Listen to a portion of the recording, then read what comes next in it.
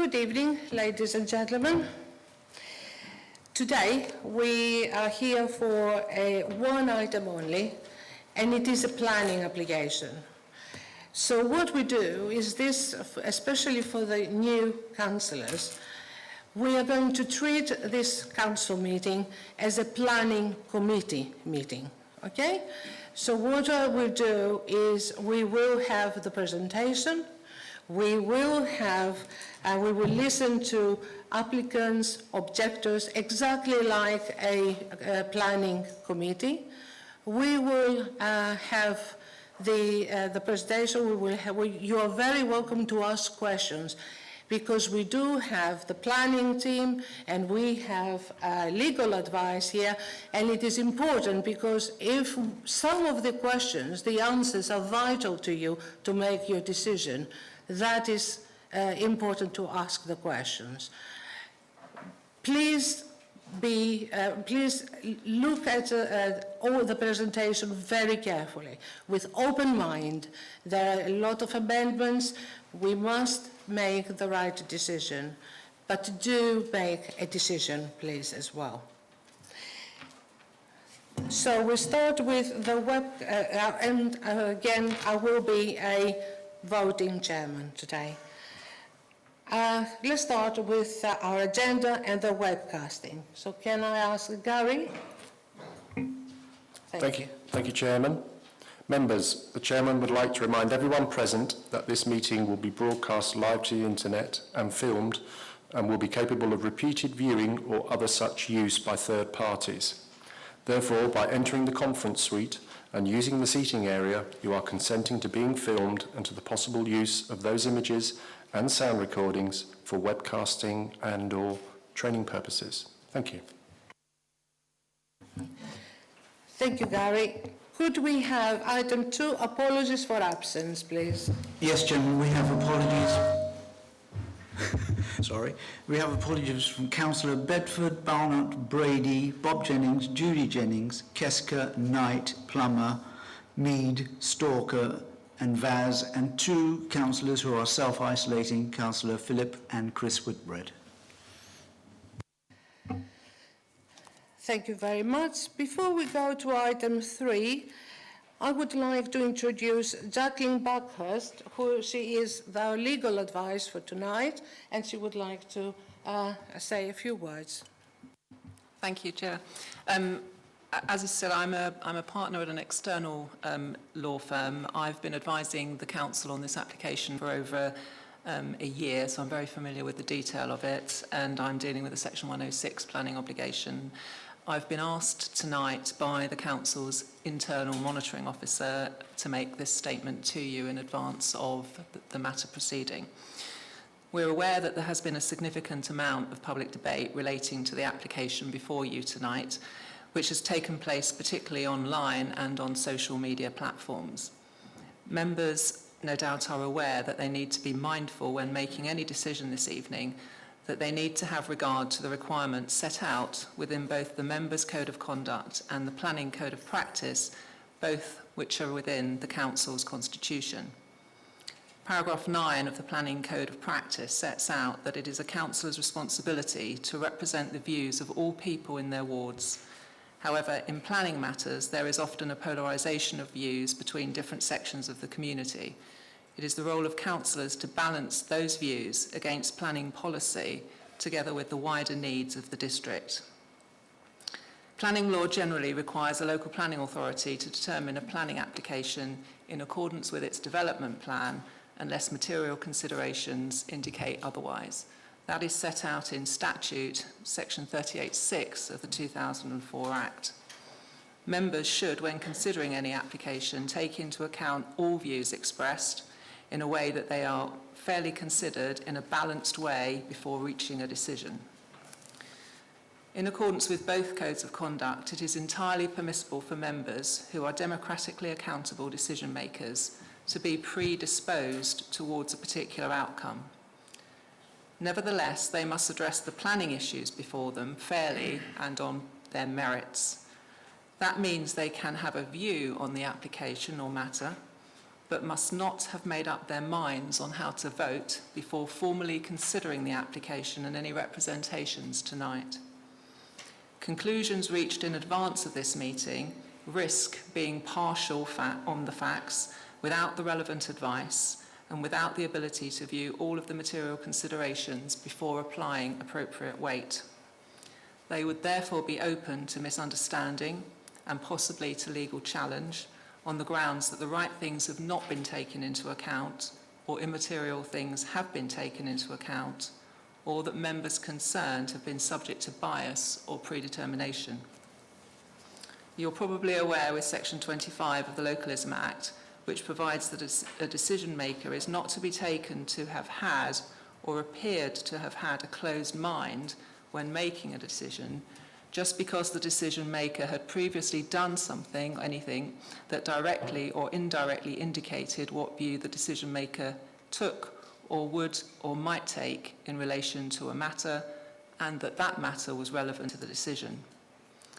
This provision does not, however, change the common law principles of bias and predetermination, which means that members must still take planning decisions with an open mind and, having taken into account all relevant material planning considerations, come to a decision. If a decision on a planning application is challenged in the High Court by way of a judicial review on the grounds that some members were biased or had predetermined the application, the court will look at and assess the case on the basis of what a fair-minded observer, knowing all the relevant facts, would think. So that's the test, what the fair-minded observer would know and think, thinking of the facts. Therefore, if members have made statements before tonight's meeting which indicate that they have a closed mind or that they may have predetermined how they will vote, this presents a real risk of legal challenge, as well as drawing into disrepute the probity and reputation of the Council. For those reasons, members participating in the consideration of this application before full Council tonight should only do so if they have not reached or expressed any firm conclusion on the application prior to tonight's meeting. Any members who have expressed clear views on how they intend to vote tonight on social media or in any other forum should therefore disclose their interest and withdraw during consideration of this application. Thank you, Chair. Thank you very much. Item 3, declarations of interest. Councillor Sam Kane, can you wait until the mic, please, comes? Thank you, Chairman. In the interest of transparency, I should say that a complaint has been made against me regarding comments I made about this application. It is suggested that these comments mean I have predetermined this application. In light of this, I have decided I must leave the meeting and not participate in the debate or the vote. Whatever the decision of the Council this evening, I do not want any doubt over the validity of my vote to be used as a reason for any future appeal. Thank you, Councillor. Councillor Simon Heap.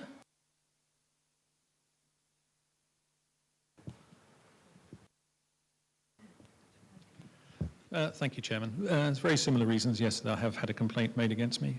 Certainly some unknown voices initially complained about me. Then we pointed out the Localism Act, and then we've had a bit of a clarification on that right now. I don't think that I have predetermined the application. I think that I have certainly a predisposition, and the letter that was sent by Mr. O'Rourke to the legal services concluded that I had only predisposed myself, but there was a risk that I might vote against it, a real risk that I might vote against it, and therefore I might fail the public perception test. And for that reason, with your permission, I will withdraw. Thank you, Councillor. Councillor Murray, please. Stephen Murray. Thank you, Chairman. I want to declare a non-prejudicial and non-pecuniary interest by virtue of being a member of the Epping Forest Heritage Trust and a formally appointed ambassador for that organisation. The reason I consider it to be non-prejudicial is that I haven't discussed this application either with or within that organisation or indeed with any other person, so I've come to this meeting with a completely open mind. Thank you, Councillor. Councillor John Whitehouse.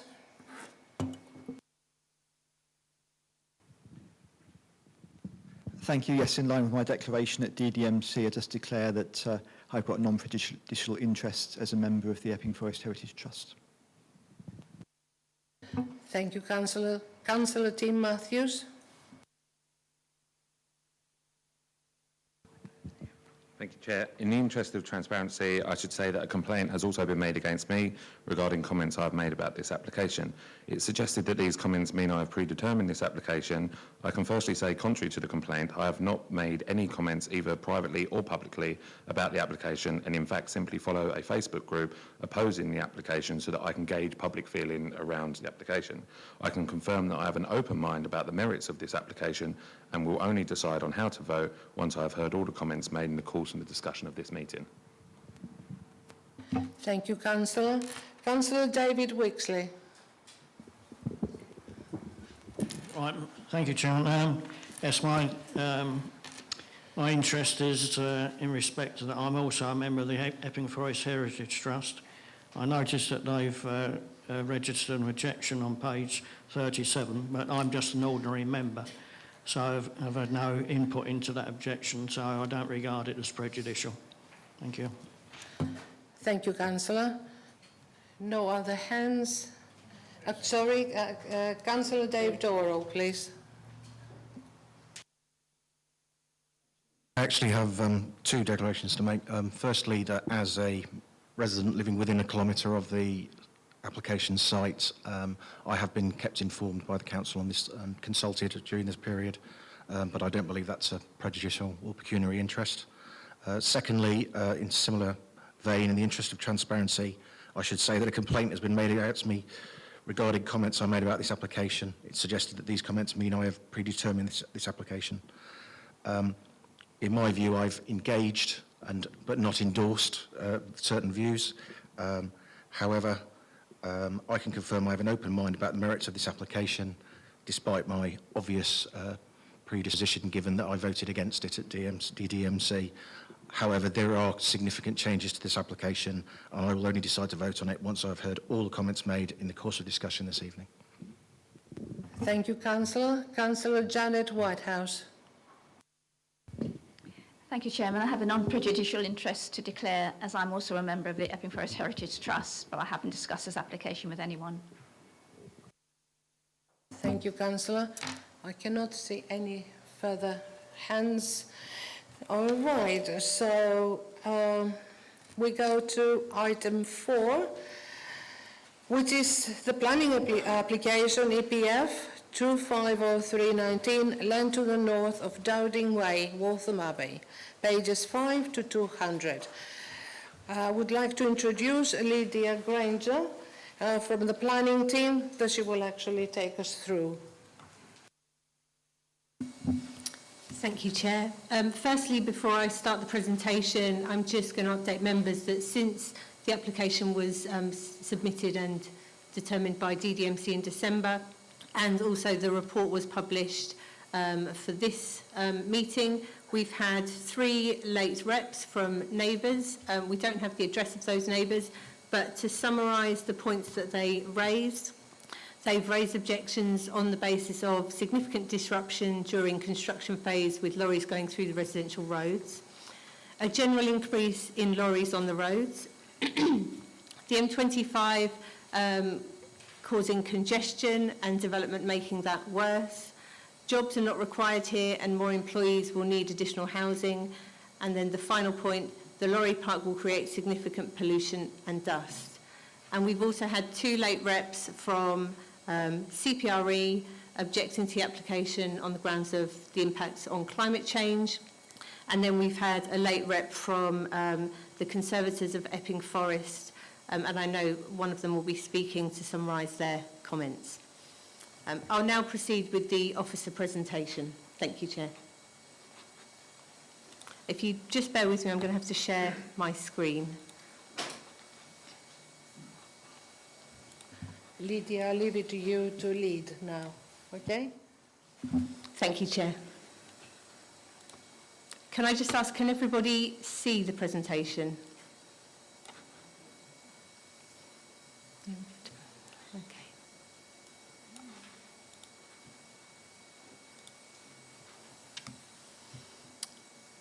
Okay, so this is the proposal for the application site, which is on land at Dowding Way. So this is the application submitted by Next PLC. The proposal is for a distribution warehouse, which is in B8 use, with a gross internal floor area of 29,753 square metres. There is also additional capacity for mezzanine floor space up to 22,868 square metres.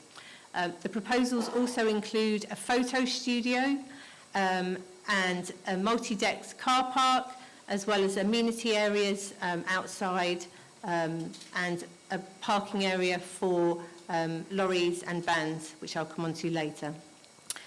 This application was originally submitted in two parts.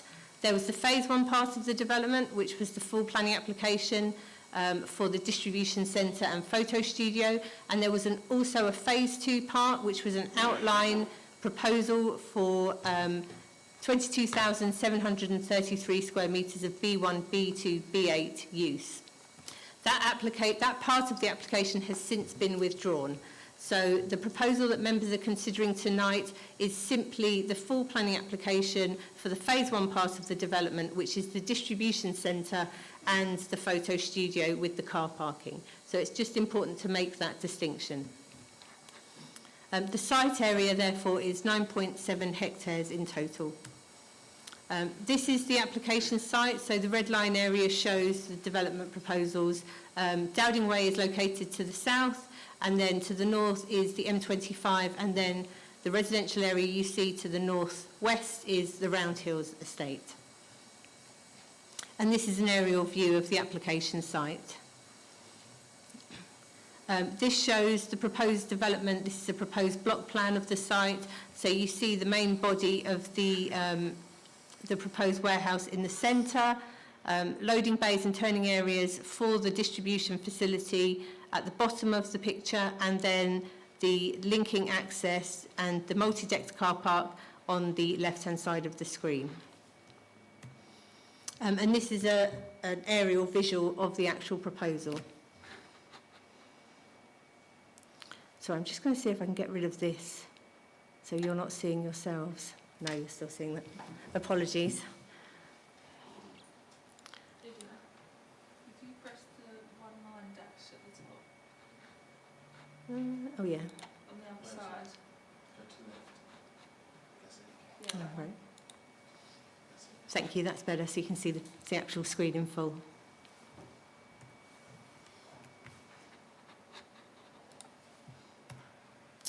So what we're looking at here, so I'm just going to run through a few CGI images. So whilst members need to be clear, this is not to scale, this is just a visual representation of what the proposal would look like to give members a feel for the proposed external materials. So what you're seeing here is a visual, sort of an aerial shot of the linked bridge between the multi-storey car park that would be located on the left, leading into the first floor photo studio, and then the distribution facility to the right, and showing the turning areas and parking for lorries.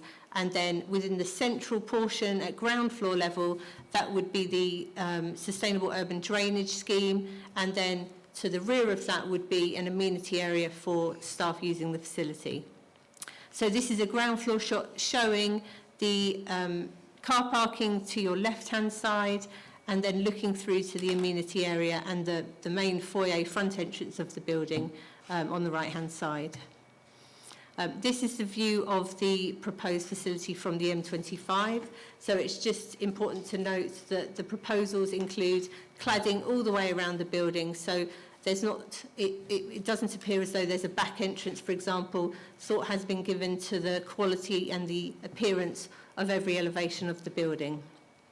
And this also does show the tree screening that would be apparent if you were travelling along the M25. So you would get glimpse views of the actual facility through the tree screen, and then of course above that. This is an image from Dowding Way. So this would be the view as if you were walking along on the pedestrian footpath, and this would be the main entrance into the site. So again, you can see the different textures of the cladding on that front elevation.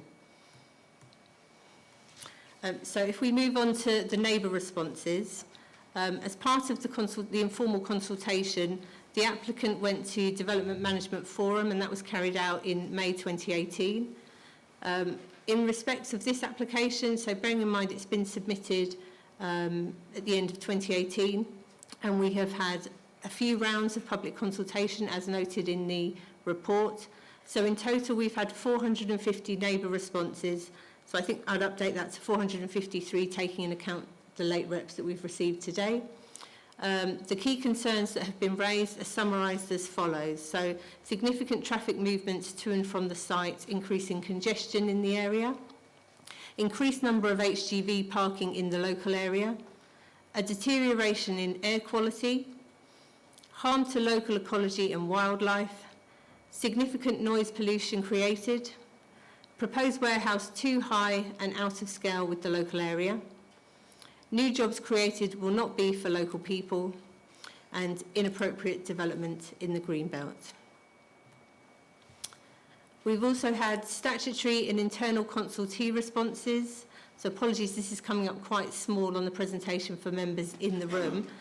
So I'll just run through that. So in terms of statutory consultees, we've had no objections from the Secretary, so rather to be clear, no comments to make on the environmental statement from the Secretary of State dated 31st of October 2019. Natural England raised no objections subject to the local planning authority being satisfied that appropriate air pollution mitigation could be secured. That was from the 3rd of January 2020. Highways England have no objections subject to conditions. That's the 20th of December 2020. The Environment Agency raised no objections, and that was dated the 11th of February 2021. The Health and Safety Executive have no objections. That was dated the 19th of January 2021. ECC Highways have no objections subject to conditions, and that was dated the 7th of December 2020. ECC in their capacity as the County Council responded in respect of flood risk, environment and green infrastructure, climate change, childcare and education, and economic growth and skills. Again, they've raised no objections to the proposals. We've also had no objections from internal consultees. So I'm just going to run through the most up-to-date policy position in respect of our local plan. So the emerging local plan proposes new residential and employment uses in the district to meet identified needs. The local plan is at an advanced stage, and the inspector's advice following the hearing sessions was issued in August 2019. So the main modifications for the local plan are due to be consulted upon in July to September, and the dates are due to shortly be published. So the adoption of the local plan is targeted for autumn-winter 2021. So turning to the application site, the land at Dowding Way is allocated or proposed for allocation in the local plan, and its reference number is Wall E8. So that is a proposed allocation for employment uses, and that went through a site selection process, as did all the sites in the plan in 2016 and 2018, and that forms part of the local plan evidence base. This is one of two large employment sites in the district, the other one being Northfield Airfield, and the council needs to deliver 10 hectares of employment space to meet the needs of the district. The inspector did not raise any concerns over the proposed employment allocation during the hearing sessions in 2019 or in her subsequent written advice from August 2019. There are also no main modifications proposed in relation to the Wall E8 site allocation, as there were no actions identified or required by the inspector following the hearing sessions. Given the advanced stage of the local plan, the proposed allocation must therefore be given significant weight, and upon adoption of the local plan, the proposed site would be taken out of the green belt. Just to put this into context for members, the Wall E8 site is located to the south of the map, and then to the west, Wall E5, you might be familiar with, is the Walton Point Sainsbury's depot, so Meridian Way. and then the Round Hills site is to the north. And then at the top of your screen, this is the Waltham Abbey North master plan area.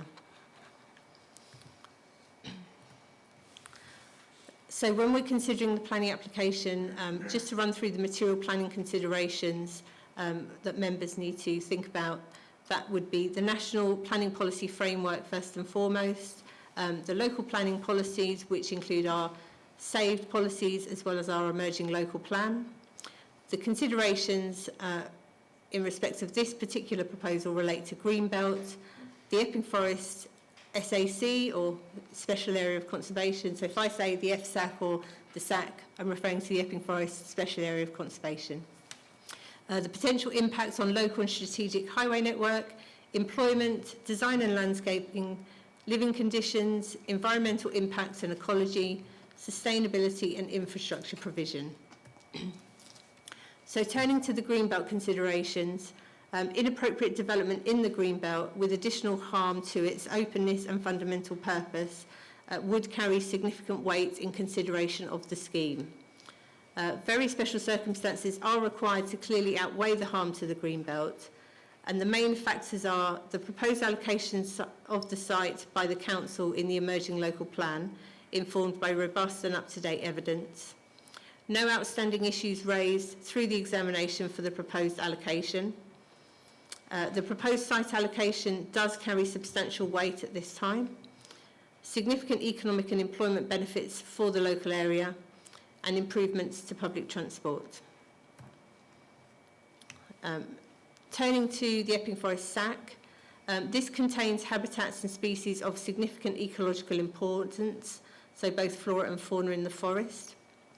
The SAC is affected by air pollution, principally vehicle emissions, and also recreational pressure.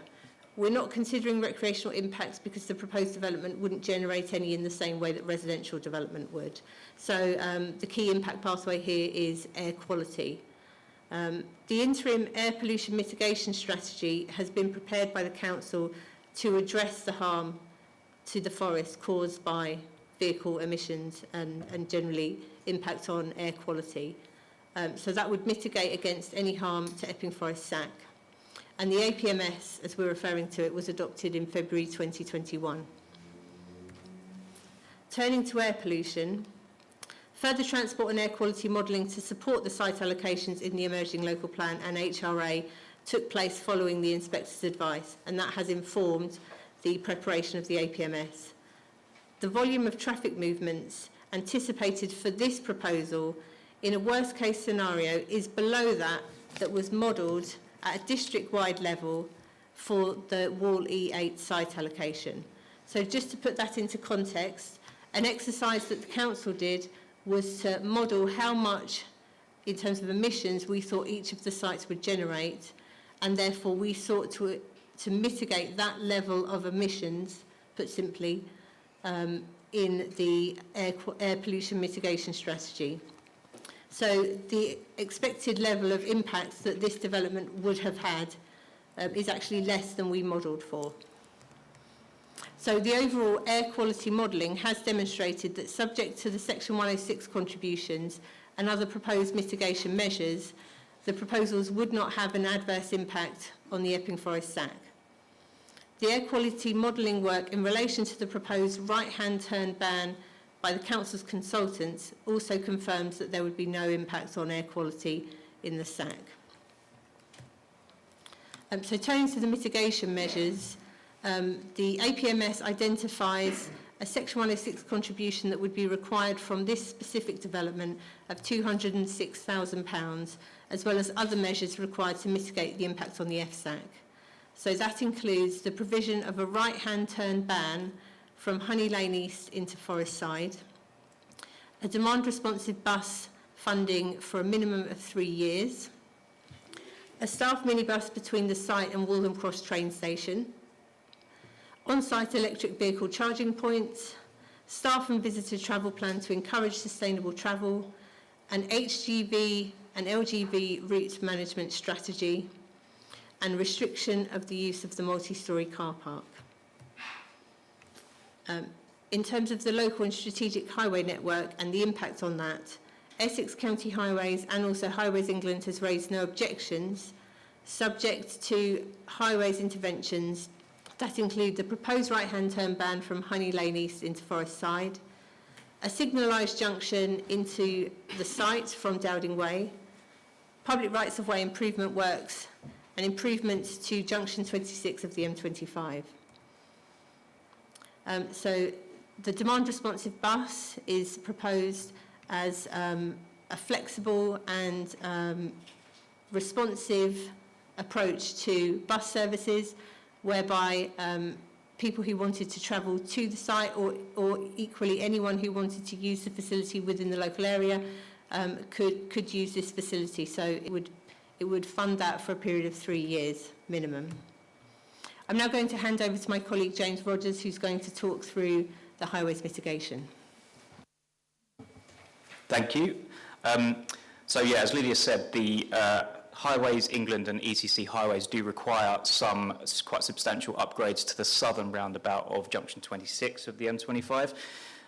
So starting with the westbound off-slip itself, this is a formalisation of an existing carriageway. So it's not actually physically increasing the size of that off-slip, but it is formalising it to encourage motorists who are coming off the M25 to actually use it in that way. It is actually used like that at the moment, but this will encourage it even more so. A second thing is to have a keep clear marking at the end of that slip to discourage motorists from actually leaving unless it's clear to do so. Try not to bully their way out. In terms of the physical alterations to the southern roundabout, Honey Lane East will be turned into a 2-lane flared approach. So on that plan you can see there, the red area of Honey Lane East is where the widening is shown. So you can see there is now a 2 flared lane approach, so to try and increase the capacity of the southern roundabout. The further things that are required are the a 2-to-1 lane improvement on Dowding Way itself as well, because that's only a one way at the moment. And then finally, a flared 2-lane approach on Honey Lane North, which is shown just there to allow more, just generally to increase capacity. And this is all within the boundary of publicly owned land, so can be done and will be delivered by the applicant in full. This isn't a contribution, this is to be delivered in full prior to occupation of the proposal. Thank you, James. This is a visual of the proposed right-hand turn ban into Honey Lane, or from Honey Lane East into Forest Side. So this shows the proposed signage that would be preventing that manoeuvre to be made. The proposals also include linking into the existing rights of way, so that there would be access from the residential areas to the north into the development on foot or by cycling. So to the north of here is the Round Hills development, and there is a ramped access over the M25. This would link into the existing rights of way and then connect into the site. So there would be a clear walking and cycling route from the north. The applicant, since the planning application went to DDMC, has also made a commitment to seek to improve connectivity to the west. So the dashed red line is showing a route that our colleagues at ECC have identified in their cycling and walking plan as a potential improvement on street, and the applicant has committed £100,000 towards providing those improvement works to provide enhanced cycling and walking access to the west. Turning to the car parking, there would be 367 car parking spaces proposed in the Dex car park. Only 123 of those spaces would be available initially in order to allow sustainable measures to bed in and take time to be taken up by visitors and staff. The parking would be restricted through a car parking management plan. All of the car parking spaces would have access to electric vehicle charging points. and then there would be 37 HGV spaces and 80 van spaces. The applicant next own and operate the entirety of its commercial fleet, which can therefore be monitored by the council. Turning to employment, the applicant has confirmed this would be a £40 million investment and the construction would support 70 jobs. The distribution element would therefore generate up to 325 jobs at full capacity. The photo studio will generate 111 jobs, and of those, 67 will be new jobs and 44 would be transferred from other locations. The photo studio will also add freelance jobs of up to 100 additional roles. So in total, the development will provide 436 new positions, excluding freelancers and construction workers, generating an employee spend in the area of up to £1 million per year. The proposals include an employment and skills plan that have been provided by the applicant, and Next have confirmed that they're committed to that employment and skills plan through advertising new jobs exclusively within the district for a period of 14 days before advertising more widely, securing 100% of workforce as local labour during construction and operational phases of development, employing a minimum of 1 apprentice for every 50 employees and supporting 26 apprentices at any one time, and all apprentices guaranteed an interview within the last 3 months of their placement. There would also be training opportunities in collaboration with New City College and the Department for Work and Pensions. Turning to the design and landscaping, this has been to 4 QRP sessions, most recently in January. The detailed design of the warehouse and the materials and the cladding would break up its scale and articulate with contrasting materials. The warehouse utilises the existing topography to seek to reduce the scale from longer viewpoints.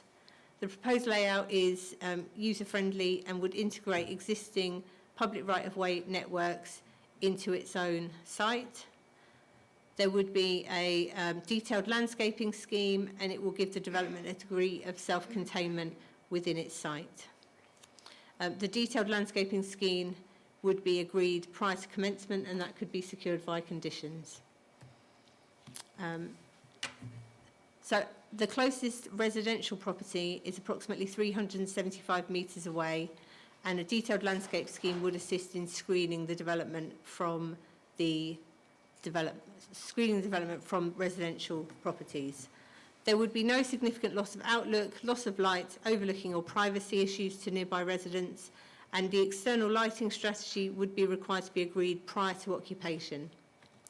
Noise and vibration levels at residential receptors will not be significant, and the construction management plan required to ensure no significant disturbance to nearby residents during construction would also be secured by the council through condition. Turning to environmental impact and ecology, the development would provide a biodiversity net gain over and above that on the site as it stands. The adverse environmental impacts are mitigated through measures that include the construction management plan, the detailed landscape scheme, the delivery of the demand-responsive bus and other sustainable transport measures, the car park management plan, and also the proposals would deliver BREEAM Excellent with elements of outstanding. So this is a visual of some of the measures that would be included, but most notably it would be solar panels, it would be electric vehicle charging points, there would be a green wall on parts of the multi-storey car park, and also there would be a sustainable travel plan. Turning to infrastructure provision, that would include 3 years of funding for the demand-responsive bus, physical upgrades to junction 26 of the M25, the implementation of the no right-hand turn ban from Honey Lane East into Forest Side, provision of new walking and cycling routes, and a signalised junction into the application site from Dowding Way. Turning to the Section 106 heads of terms, since the application went to DDMC, the applicant has revised their their Section 106 heads of terms. So that now includes financial contributions of 1.2 million to the demand-responsive bus service and its associated routing strategy to secure it for a minimum of 3 years.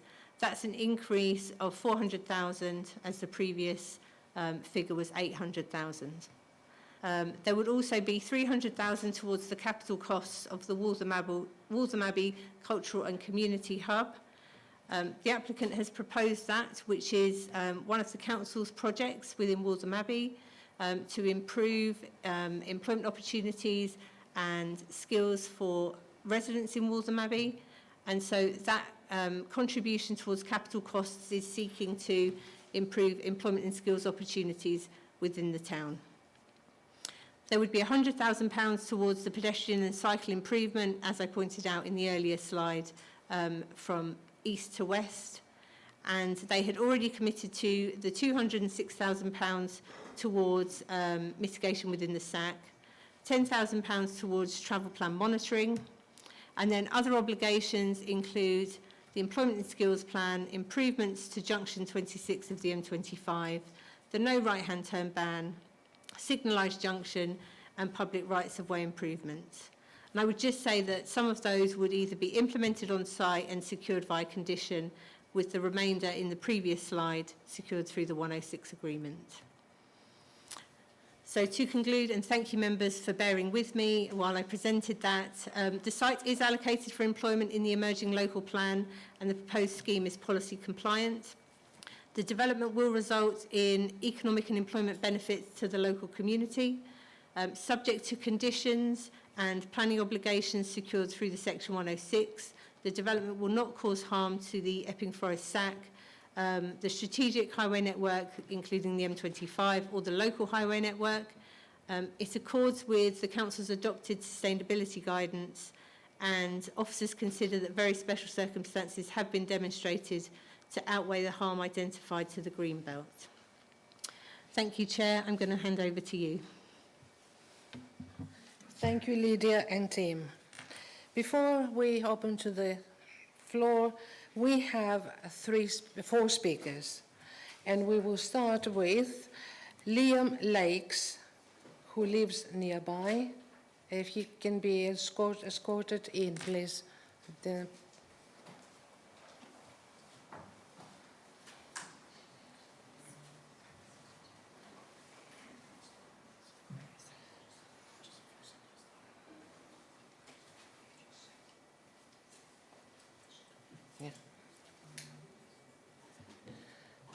He will speak in person.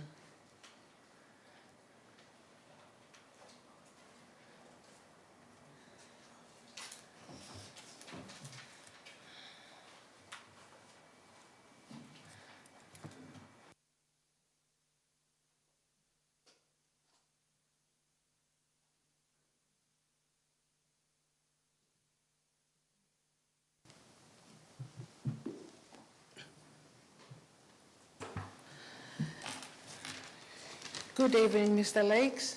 You have 3 minutes for your speech. Thank you. Thank you, Chair. Good evening, ladies and gentlemen. Firstly, thanks to those who voted against this application in December. This has already delivered an increase of £800,000 of Section 106 contributions. Why the planning officers blindly accepted the first offer without any negotiation is inexplicable. I would suggest maybe they take some training sessions. Unfortunately, the Section 106 contributions are not secure, as some of them fail the legal test of being necessary, relevant and reasonable. It is a fundamental legal principle that planning permission cannot be bought. The promise of a financial contribution which does not relate to the character of the use of the land will never be material in planning terms. To overcome objections from Natural England, it seems the developer is relying on the Council's interim air pollution mitigation strategy, which includes the CAS road charging proposals. Natural England have stated that the APMS will only be acceptable if incorporated in the draft local plan. Therefore, it must be a main modification and subject to public consultation before the inspector can accept it. The planning officers have directed you to give substantial weight to the draft local plan, yet at this stage it is unknown what the final outcome will be of the consultation, and therefore the officers have effectively predetermined the decision of the inspector. Some of you are now faced with a very difficult decision. You have been advised to support the application, yet are unaware of the consequences. While you voted in support of the APMS, you also campaigned in the local elections against the CAS. A high traffic development such as this on the outskirts of the SAC would make the CAS road charging scheme inevitable. You cannot claim to be against the CAS and for this development. The other consequences of this development is that it's a local plan wrecker. The maximum number of jobs it could create is so low that it would make the plan undeliverable. Losing 10 hectares of land for a maximum of just 392 new jobs means the remaining employment land allocation needs to deliver 783 jobs per hectare, an increase of 67%. This is simply unachievable. The alternative is that the local plan is amended to find another 9 hectares of new employment land, an equally impossible task. Of course, the more realistic scenario is that this site in the local plan is already an oversupply of employment land, and this particular development is not actually needed. I'm aware that you've had private briefings from planning officers, including misdirection on planning matters and legal advice that the council would lose any appeal. This means there's a very real risk that councillors will wrongly vote to approve this application. This situation cannot be allowed, and consequently I've instructed lawyers to issue a request to the Secretary of State to use his calling powers and subject the application to a public inquiry. You may continue to vote on this, but if the council is minded to approve, you cannot issue a decision notice until the calling process is completed. Thank you. Thank you very much.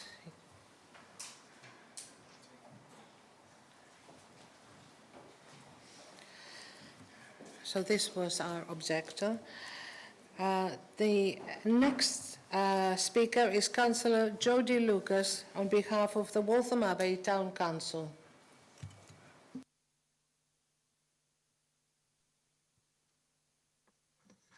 Thank you, Chairman. Can you hear me? Yeah, okay. Hopefully everybody can hear me okay.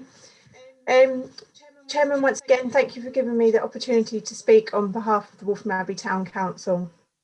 Waltham Abbey Town Council first reviewed this application in July 2018, where it was resolved that the council formally recommended refusal on the application on the grounds that the benefits are outweighed by the environmental issues and that there is no mention of upgrading Junction 26 of the M25 as indicated in the local emerging plan.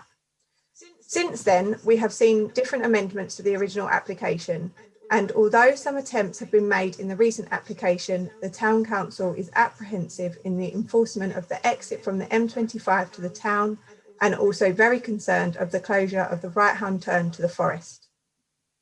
This will have an enormous impact to residents who live in the High Beach area and need to use this way to reach their homes. The increased volume of traffic is yet another concern, having numerous problems as it stands at the moment at Dowding Way. Extra traffic of a large scale, including large-sized vehicles, will have a detrimental impact to the maintenance of the road. The Town Council is very surprised that Essex Highways have found no problems, when only a visit to the area can identify serious concerns for the volume of lorries using the area throughout the day from the Sainsbury's distribution centre just a few yards down the road. Waltham Abbey Town Council objects to this application for the negative impacts to the town and the residents of Waltham Abbey. Thank you. Thank you, Councillor Lucas. Third speaker is Dr. Jeremy Bagley, and he will be on Zoom as well, from the City of London Conservators. Thank you very much, Chairman. Can you all hear me? Okay. As well as we've heard about the special area of conservation, which of course is protected by the full protection of law under the Habitats Regulations 2017. Also to remember that the forest is an irreplaceable green space for the people of the district and London. There are 6 main objections that the Conservatives wish to make. The first is concerning local plan policy DM2, which seeks the protection of the forest. The objections numbers 2 and 3 relate to mitigation, and we've heard a list of mitigation, and I'll come back to those in a moment. Objection 4 relates to traffic congestion and the traffic modelling and the flaws in that modelling. Objection 5 relates to the HGVs and the proposals for a routing management plan and the Section 106 agreement. And objection 6 relates to the green belt and the urbanisation around the forest. Turning to objection 1, we believe that the proposal will see a degradation of the forest rather than an enhancement. Local plan policy DM2, which has not been referred to yet this evening, is the policy to protect Epping Forest. I will read out the policy as it currently stands in the emerging local plan, which, as we've heard, should be given weight. The Council will expect all relevant development proposals to assist in the conservation and enhancement, my emphasis, of the biodiversity, character, appearance and landscape setting of Epping Forest. That's all those different aspects. In reviewing this next PLC proposals and the June 2021 response to the DDMC, the Conservatives cannot see how this proposal would conserve or enhance Epping Forest. Instead, we believe it would contribute to the degradation of what is the most important and most visited natural landscape in the district. Turning to objections 2 and 3, which relate to mitigation. First of all, we've heard about the air pollution mitigation strategy, which was adopted by the Council in February 2021. And whilst welcome, we ought to make it clear that in Appendix 3 of that APMS itself, it states that the timetable is indicative. And we've heard about the uncertainty in relation to CAS. There's also uncertainty about the promotion of electric vehicles, which has not yet started, but according to the APMS, should have started in 2021. We're now halfway through. So we don't believe that giving consent tonight, as was said by an earlier speaker, would be compliant with the habitats regulations because the mitigation is not secure or certain. Turning to the other list of mitigation that we were given, I must point out there are several errors and mistakes in the planning officer's presentation to you. The £206,000, which is promised, it was said for management measures, is not for management measures, it is for monitoring under the air pollution mitigation strategy. Mitigation is not Dr. monitoring, Dagley, and there is case law which... You have exceeded 3 minutes. Hello? Dr. Dagley, you have exceeded. Okay. Yeah, could you please round it up, please? You have exceeded your Yes, 3 of minutes. course. Yeah. Yeah, sorry, I've heard you, yes. Sorry. The other objections, objection 4 relates to traffic congestion with discrepancies in the traffic models. The queues in the models were much shorter than the actual queues.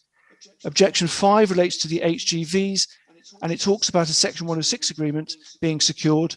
Well, we know with the Sainsbury's Distribution Centre, that Section 106 agreement that was with Sainsbury's is no longer in place. So we don't believe there's any longevity or effectiveness to that potential mechanism Dr. of Dagley, mitigation. I have to stop And finally, you there. I'm sorry. objection 6 I'm so is related sorry. to the green belt and the urbanisation of the forest. Thank you for hearing me. Okay.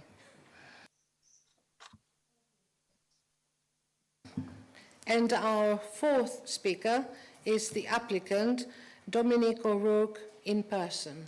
So we will expect him to.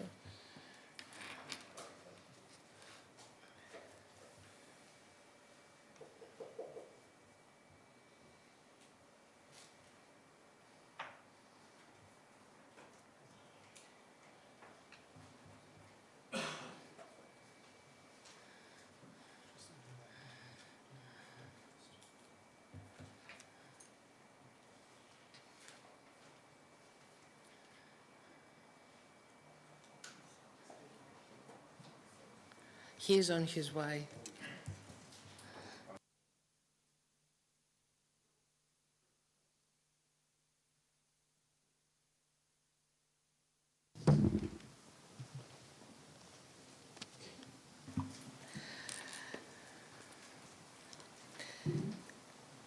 Good evening, Mr. O'Rourke. You have 3 minutes. Thank you, Chair. Thank you. Good evening, councillors. My name is Dominic O'Rourke. I'm the Property Director of Next, and I've been involved in this project since its inception. Following the DDMC meeting in December, we've listened carefully to members' concerns and requests for further information or clarification. We've improved the package of sustainable transport measures, including additional cycle and pedestrian routes. We've also significantly enhanced the employment and skills plan, including a £300,000 contribution towards the Waltham Abbey Community and Cultural Hub, with an associated commitment to target 100% local labour. We appreciate there have been concerns expressed about the possible relocation of existing jobs. We have made no decision about the future of our existing facilities at Hemel and Ockenden, so we have taken a conservative view on employment numbers. The new distribution facility is considerably larger than the existing two sites, and the new photo studio will support significantly more jobs as it is state-of-the-art and will enable our ever-increasing business requirement for digital content. The jobs are all new and will all be available to local residents. Up to 436 full-time equivalent jobs will be created and targeted at the 940 people currently claiming unemployment benefit in Waltham Abbey, 19% of whom are aged between 18 and 24 years. Keeping vehicles moving is key to an efficient supply chain. Van deliveries will leave before the morning commuter peak and will typically return to site before the evening commuter peak begins. HGVs are staggered through the day, and again, travel during peak periods will be minimised. As the majority of staff will work in 3 shifts, they will generally not be travelling during peak hours. Next has an award-winning travel plan, and the proposed DRT bus service is also available to local residents. The highways improvements that we have proposed not only mitigates the effect of development traffic, but also offers a significant benefit to existing traffic during peak and off-peak travel. To put 1,000 additional annual average daily total vehicle movements in context, the forecast 2021 background traffic on Dowding Way is circa 18,800 AADT. The proposed development will increase the quantum of traffic movements on Dowding Way by only circa 7% in each of the morning and evening commuter peaks, and by only circa 5% when considering the whole day. This is less than 2 extra vehicles per minute during peak hours. Your officers continue to recommend the application for approval. There are no objections from Highways England and Local Highways Authority, as you've heard. The design is described as high quality by EFDC's Independent Quality Review Panel, and the site is supported by the emerging local plan, which is now at an advanced stage. I hope you vote in favour of this major investment proposal, and thank you for your time. Thank you very much, Mr. O'Rourke.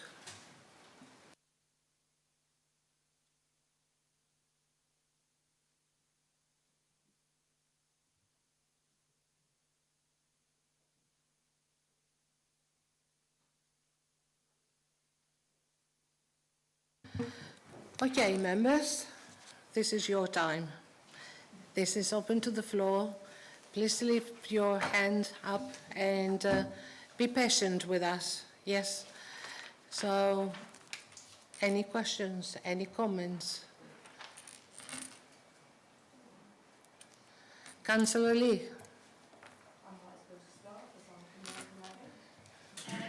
I've listened to it all very carefully, and I must say, working in Tesco's, I've had literally hundreds of people come complaining, asking questions, and basically I've just kept telling them, until I come to the meeting and see everything, I cannot make a decision.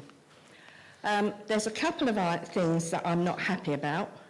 Firstly, it's the traffic and the fact that highways have no objection.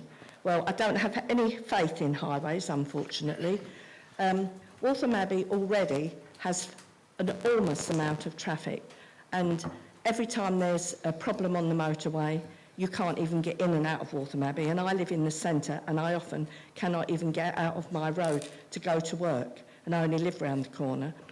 In this report, there's a thing about Thames Water, that they'll be working with you.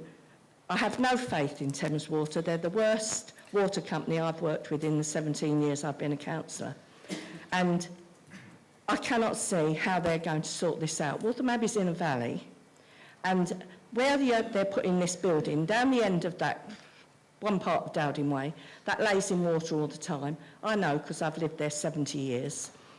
This year, I've lived in my house since 1981, and this year, for the very first time, I was flooded because there was so much rain, and where they've covered the river that used to come down the side of the Crooked Mile and go under the road, obviously all this water couldn't get in, and I was having to step outside my house into water. And that's the first time, and I've lived there since 1981.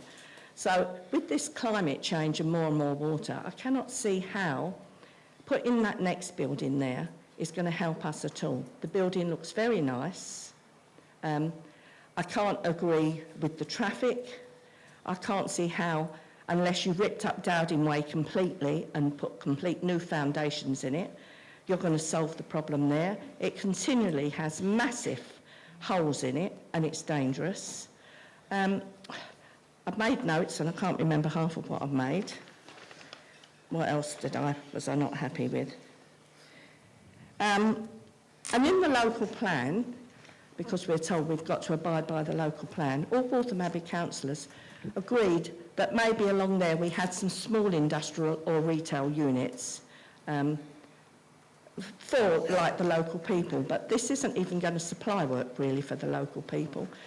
I thought the local plan meant everything had to be done fairly, that houses and jobs and things was put all over the district, but it seems that apart from nearly all the houses, and now all the industrial units for workers is going to be put in Waltham Abbey. So I'm not happy about this at all. It looks nice, but I really don't think with the traffic that it's sustainable. Thank you.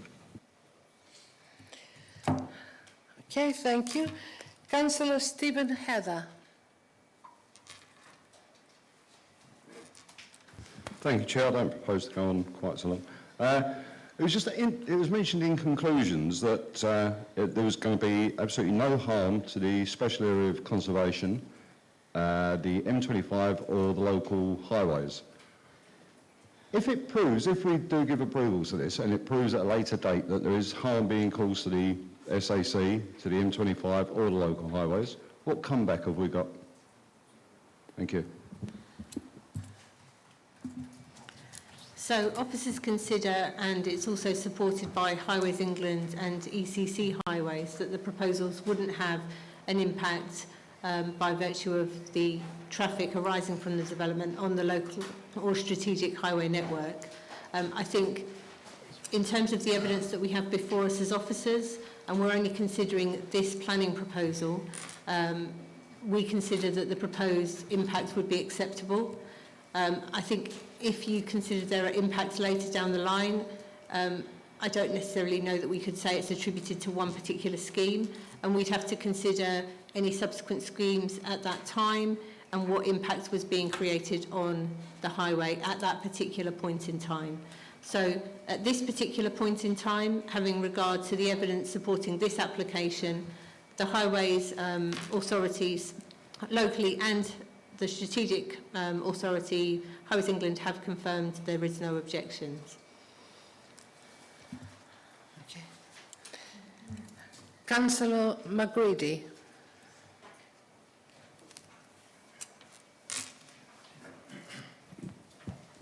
Thank you, Chairman. On a slightly different perspective, reading, I think it's page 39, it's difficult to tell. Under wildlife, the development will be responsible for the displacement of wildlife as the land hosts homes to many wildlife which will lose their habitat.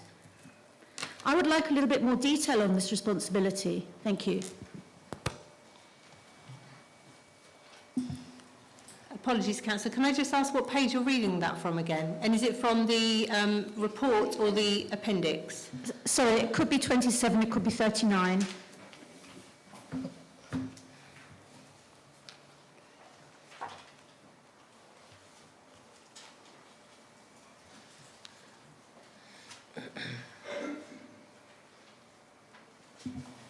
Can I ask for a paragraph number? Sorry, mine doesn't have pages on it. I don't have a printed copy. It's under the heading wildlife. There is, it's probably, yeah, it's about a third of the way down the page.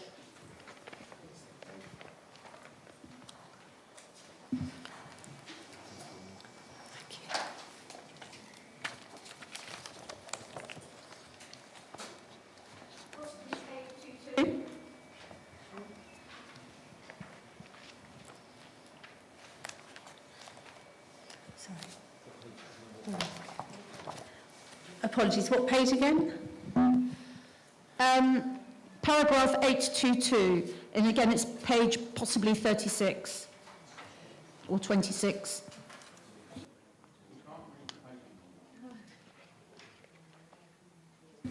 So what, paragraph 8.2, wildlife, this is a summary of neighbour objections. So this isn't an officer view, this is a summary of neighbour objections. So it says the development will be responsible for the displacement of wildlife. This is a view of a resident who's written in. So this isn't an officer view.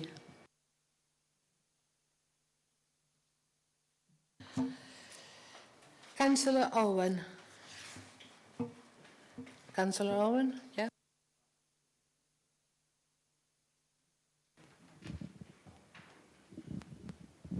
Thank you very much. Yeah, I had a question about showers for cycling. Are there going to be showers for commuters?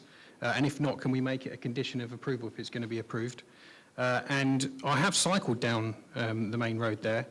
Will there be like a cycling path on the main road? Because I notice you say there'll be cycling paths from the north, but if you're coming at it from Honey Lane East, it's basically a dual carriageway. So what are cyclists going to do there? And then just a general comment, really. I'm a bit on the fence, to be honest. I have concerns around the damage to the forest and the traffic, but it is a very good company and good jobs for the area. So I'm not decided yet. So in terms of the proposed internal layout, that would include changing and showering facilities for members of staff. Then the query about the cycleway, so there would be that link into the public right-of-way network to the north over the M25 bridge. And then there would be a financial contribution towards the east to west cycleway onto Sewardstone Road. Other than that, there isn't much to the east that you would necessarily get to on foot, and there isn't a facility for people to necessarily walk from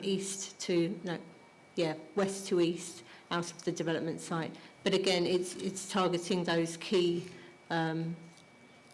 hubs that people would be going to.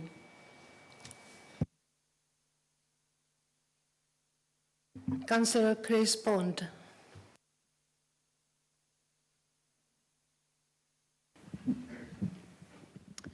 Thank you, Chairman. Yes, well, I'm grateful for the legal briefing and the application of the local plan in its current state, but it also has to be in accordance with the national law, the general law. And my contention is that this application we cannot grant on the basis of the national law as embodied in the Holohan judgment, which amplified the regulations, the habitats regulations of 2017. And the fact that we have to abide with the general law, not just the local plan, was also missed out in the briefing that Lydia gave us. Members, this is a zonking huge building. The building itself covers 5 hectares or 12.5 acres. That is an enormous building, and it's probably the second largest building planned in Epping Forest. The lorry movements, we are told, and the light goods vehicle movements will have a magnitude of 1,000 a day. That is 350,000 extra vehicle movements in a year. And that, Madam Chairman, is all within a quarter of a mile of the SAC, and we are deluding ourselves, quite frankly, if we believe there will be no adverse effect on the SAC. The inspector, in her advice, stated quite clearly that the local plan could not provide absolute assurance that there would not be an adverse effect on the SAC. And that remains the case. She would accept an interim strategy, probably, if it were enshrined in the local plan final version. But it has not been. And there are a number of people I know who will argue that the SAC is not protected by the interim strategy and is not fully protected until the question is addressed in the local plan. I regard the changes since the District Development Committee as tinkering at the edges. There have been changes, but I don't think they've been sufficient to change my mind. They are not fundamental changes. There are a few tidbits or sweeties to be thrown to make it less objectionable. I believe to grant the application now would not be lawful. I have a little points. One of the tidbits was the £2 Next voucher. If you don't come in your petrol-driven car, well, Madam Chairman, I regard that as risible. That is really a few sweeties for the Sprogs. The very special circumstances which were listed by Lydia, I do not accept they are special circumstances, let alone very special circumstances. The gaining of a few jobs are as nothing to the detriment this will cause to our local area, to the SAC, and to the community of Waltham Abbey. Don't live in Waltham Abbey, but I do know that, as Councillor Lee said, every time the M25 is jammed, and it has been 14 times in the last 6 weeks since the election, that Waltham Abbey is impossible to traverse, either by bicycle or in car, or by bus, particularly by bus. I've missed several meetings because buses cannot get through congestion caused by Junction 26. So, Madam Chairman, I am afraid I have not changed my mind. I think we would be stark staring bonkers if we granted this application, because we know that it will have detrimental effects, not just on the SAC, but on our communities and on our district. So I will, if called upon to do so, be happy to seek a seconder for reasons for refusal, which will be substantially those moved at district development, with one or two minor changes to take account of the sweeties that have been thrown at us. Thank you, Chairman. Thank you. Councillor Aditya Patel.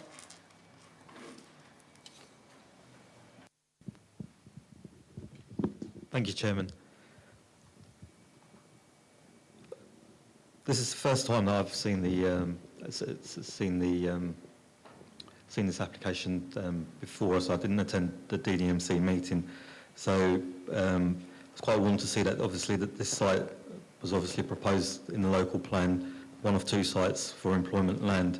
And the other point of that was quite warming was that the inspector didn't make any modifications on this site. It's been stated that that there's going to be near 400 new jobs on this site. I wonder if what priority has been made for local residents to be given local jobs, and if possible, how we can safeguard these jobs for local residents by inserting a condition that would safeguard that. I mean, £40 million investment in our district is fantastic. However, I have heard the concerns that have been raised by the Waltham Abbey Town Council and the district councillors. The question I have around the modelling, there's been quite a bit of debate about the modelling. What independence was there in the modelling? Obviously, Next have come forward with their own indications of what they anticipate, but what did we do as EFDC, or did we seek any independence in getting to a conclusion on this, or drawing a conclusion on this? There's mention made already about the Sainsbury's site. How many other sites in the locality are of similar nature? Because I think, obviously, this part of Waltham Abbey is used for industrial use, and this is an additional site which would be doing a similar activity. In terms of the traffic flow that's been whilst the construction works are taking place, the construction method plan would obviously indicate how lorry movements or building movements will take place during that period. But But how have we safeguarded this impact on local residents, as in the flow through the town centre? The car park can accommodate up to 367 cars. In the local plan, when this site is allocated, is there a provision or an indicative number made for the number of spaces that should be provided on the site? And also, is there also an indicative number of the number of jobs that should be created from this site? I think the design looks okay. Obviously, design is subjective, but in my opinion, it looks fine. So yeah, if you could respond to my questions, please. Thank you, Councillor. So with regards to the question on air quality modelling, so the council's consultant, AECOM, reviewed the application independently and gave us a view on whether or not it would mitigate the impacts on air quality or not. So where we started in 2018 is a very different place to where we are now, and the application has been revised partly to make changes in terms of design quality, but also in terms of making sure that it could mitigate the impact on highways and also air quality. And as a result of that, the phase 2 part of the development was withdrawn from the proposals because, being in outline, it was very difficult to know the exact quantum of its impact. And so the application before you is just the full proposal. So with regards to that proposal specifically, knowing the quantum of traffic movements from it, knowing the scale and the appearance of the buildings, etc., and what was going to be provided, AECOM, on behalf of the council, assessed the impacts of that and also considered what mitigation would be required to address air quality impacts in the forest. So there is a very detailed mitigation package that was negotiated with the applicant in response to initial concerns that were raised by our consultants, and also changes were made to the application. So the final proposal is the phase 1 application, which is the distribution centre and the photo studio only. And the measures included to mitigate the forests include the demand responsive bus service. It includes a very detailed travel plan and a route management plan. So those two combined would seek to prevent any commercial vehicles going through the forest or the 200-metre buffer zone around the forest. It also has a number of measures for staff and visitor travel, including the incentives that Councillor Pond mentioned, but also more broadly there would be restrictions on the car parking use available for staff. There would also be a minibus between Waltham Abbey Station and the site itself.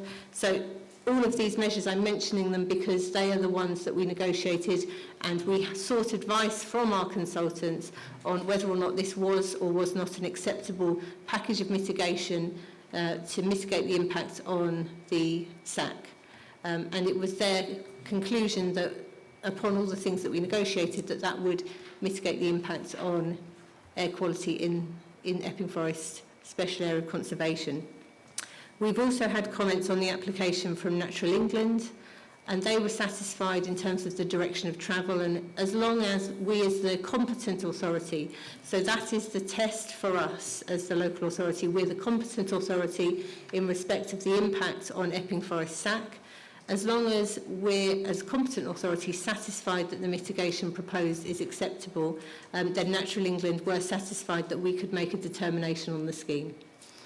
So that's the air quality point. In terms of your query about Sainsbury's and whether there are any other sites of a similar nature, this is one of two large employment allocations, the other being North Weald Airfield. I think those are the two ones where there's a large allocation of B1, B2 and B8 employment in the district. There are no others of this particular scale other than those two. And then certainly in Waltham Abbey, the proposal map I showed from the local plan, that shows other smaller pockets of employment in the area, but none akin to the scale here or in North Weald. The lorry movements, in terms of control and whether or not there would be rogue parking, so we would seek to control that through a route management plan, and that would seek to agree with the applicant where vehicles would be travelling to and from the site and what their sort of lay-by arrangements would be, etc. And then finally, the car parking management plan would be the mechanism that we would seek to control how and when car parking came online, commensurate with when the development was, you know, at peak occupation, shall we say. We don't have an indicative car parking number for the sites, and we don't seek to prescribe parking. Some of the policies in the local plan maybe say within, if you're within 400 metres of a tube or a train station, you have to have reduced parking, but actually we don't prescribe car parking. So we look on a case-by-case basis, which we've done so here. Would you like to come back? Yes, please, Chairman. Thank you for allowing me to come back, Chairman. Just a question on the demand-responsive bus. In the presentation, you stated that it was for 3 years. What's going to happen after that period of 3 years? How is it going to be funded? And secondly, regarding the lorry movements, is that possible to? I mean, you gave an explanation about the traffic management. I can't remember the term that you used, but regarding the traffic management scheme that they're looking to bring in. But how are we going to be? How is that? Or do you feel that it's going far enough to protect the impact on local residents who actually live in the town centre?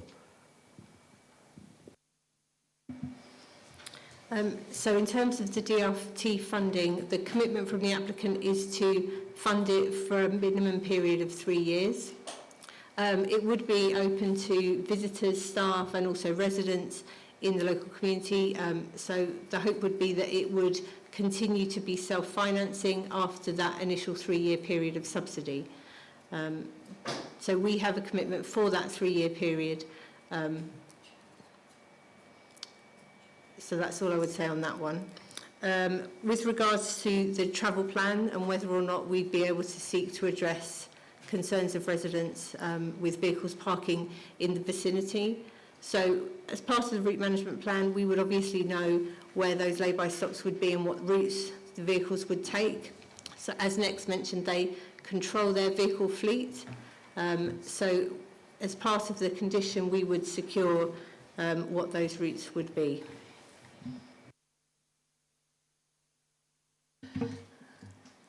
In this case, are you happy now? Because at this point, I've been asked for a comfort break, and I would like to actually have a comfort break for everybody. So if we can adjourn the meeting for 15 minutes, and I will ask the webcast to be stopped, please. And we will come back, of course we will come back, but we need 15 minutes at least. If I can actually ask the officers to help with a comfort break, please, because to escort the councillors, thank God we stopped the webcast. And please wear your masks. It has to be some kind of humor as well, isn't it? Yeah. And thank you for the officers to assist you finding the toilets. I did say it properly this time. So can we restart the webcast, please? Thank you. Right, we were on Councillor Anike Patel.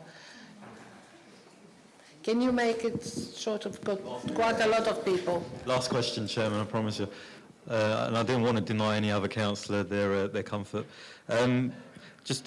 Just sticking to this point about the demand-responsive bus, I'd be more inclined to support this scheme if there could be some sort of safeguard to ensure that this provision is made past the 3 years. I know we've gone as far as we can, as you said, about having it for the 3-year period, but to feel completely confident, I want to know how this will continue after the 3-year period, and how and who will fund it. So I think I would comment that the funding would subsidise it for that 3-year period. it is anticipated and it's expected, because of the scale of the development and also the critical mass of population that you have in Waltham Abbey, that it would end up being self-financing, and that would enable it to run beyond that 3-year period. We also, I would remind members, have to be mindful of the SIL regulations and the tests that we have to apply when we consider mitigation, and whether it's appropriate, it's reasonably related to the scale and the development proposals. And so the officer's view would be that the proposed funding to provide a DRT for that minimum 3-year period is a generous amount of time, and we can secure through the 106 that that would come online prior to occupation. So when people are starting to take up jobs in the local area at that development, they already have that facility available. So they're not automatically driving to the site and then going, oh, there's this DRT, but I'm already used to driving to the development. So we can also control at what point that service has to be implemented. I think I'd also at this point bring in my colleague Jacqueline Backhouse, just make a few legal points.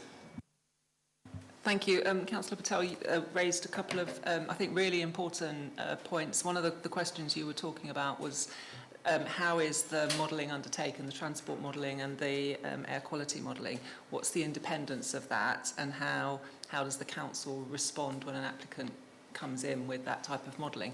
And when you submit an application, as you may know, the developer provides all of that information, and so there may be a perception actually that it's not sort of a true reflection of what is the situation on the ground. But as Lydia has explained, all of that modelling is then assessed by the competent authorities, whether that's the county council, whether it's Highways England, whether it's the council, and they've outsourced the air quality mitigation strategy to be independently reviewed. So all of that very technical information has all been independently reviewed, and all of those statutory bodies have come back and have all confirmed that they feel that the modelling is accurate, and that there is no harm caused, and that the mitigation being provided through the Section 106 and through conditions addresses that harm. And so my point really, just from a legal perspective, is that if reasons for refusal are going to be predicated on highway, transport, air quality issues, they have to be founded in evidence. It becomes a very volatile decision if people say, for example, they have no faith in the Highways Authority, or they can't agree with something that's come forward because that's been modelled, it's been checked by the competent authorities. And if you go to an appeal, if this is refused, and we refuse it on a highways ground, that is exactly what will happen at appeal. The developer will come forward with their modelling. It's been checked by all of those authorities. It's very difficult then to produce evidence, because you will have to probably instruct an external consultant to come and try to disprove what all of those competent authorities have all agreed on. So that's the difficulty. You've got very technical issues that people may feel aren't correct, but without any evidence, it becomes a very volatile decision. So I think you raised a very sort of important point, just from a legal perspective as well.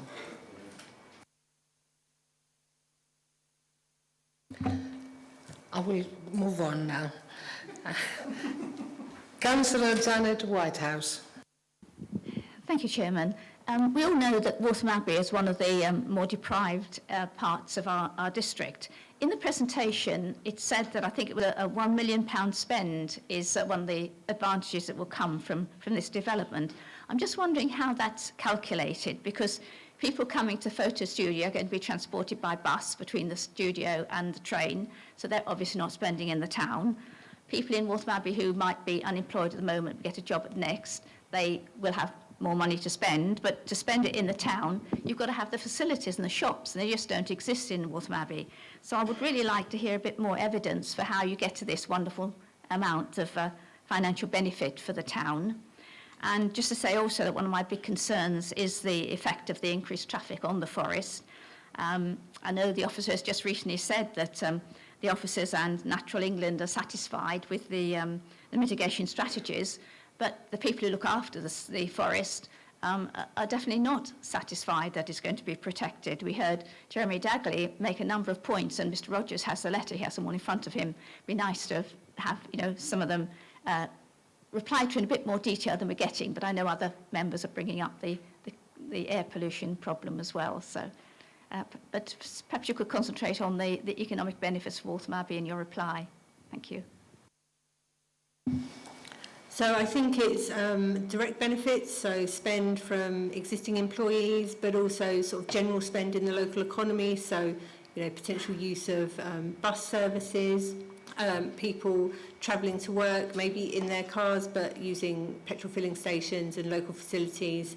Residents benefit from employment, and then they will have their own spend in their day-to-day lives. So, for example, if they're using gym membership, so it's calculated based on all that input into the economy from active and also passive spending.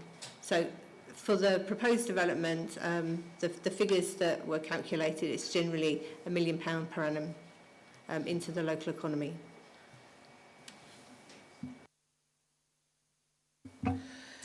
Councillor David Dorrell.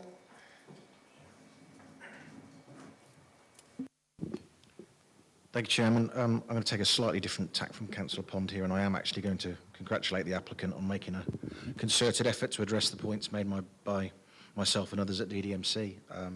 Definitely some improvements in there, so the demand-responsive bus, increased funding and clarity on how the scheme would operate. My one question on that is the money secured even if the service starts to break even before the 3 years is up? Secondly, the cycling scheme is much improved. I'm still not convinced that people are going to take a 40-minute round walk into town during their lunch break, but maybe they will cycle.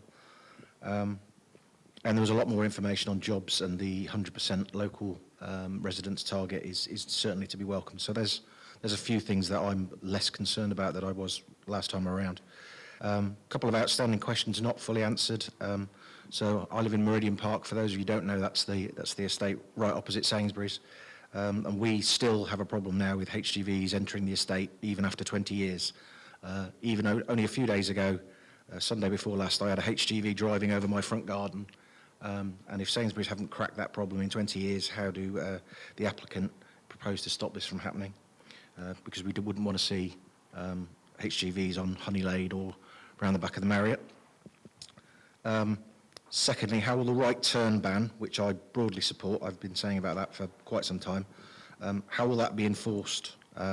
So, for example, how do you stop people doing a U-turn on Wood Green Road? So instead of turning right, you turn left and then immediately right, and you're back on the road again, but from the opposite direction. So I think that would actually make the traffic worse rather than better. And is there any possibility that there can be an exemption for High Beach residents who would have to go a very long way around?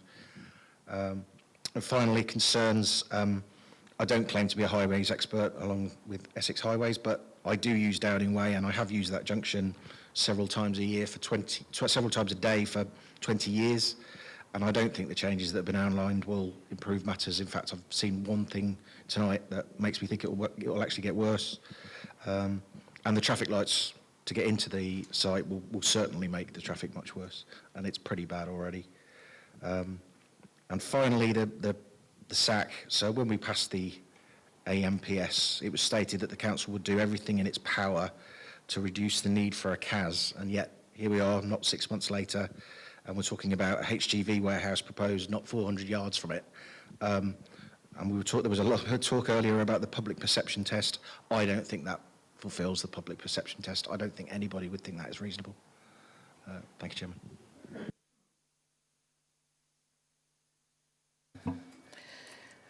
Councillor Sanger.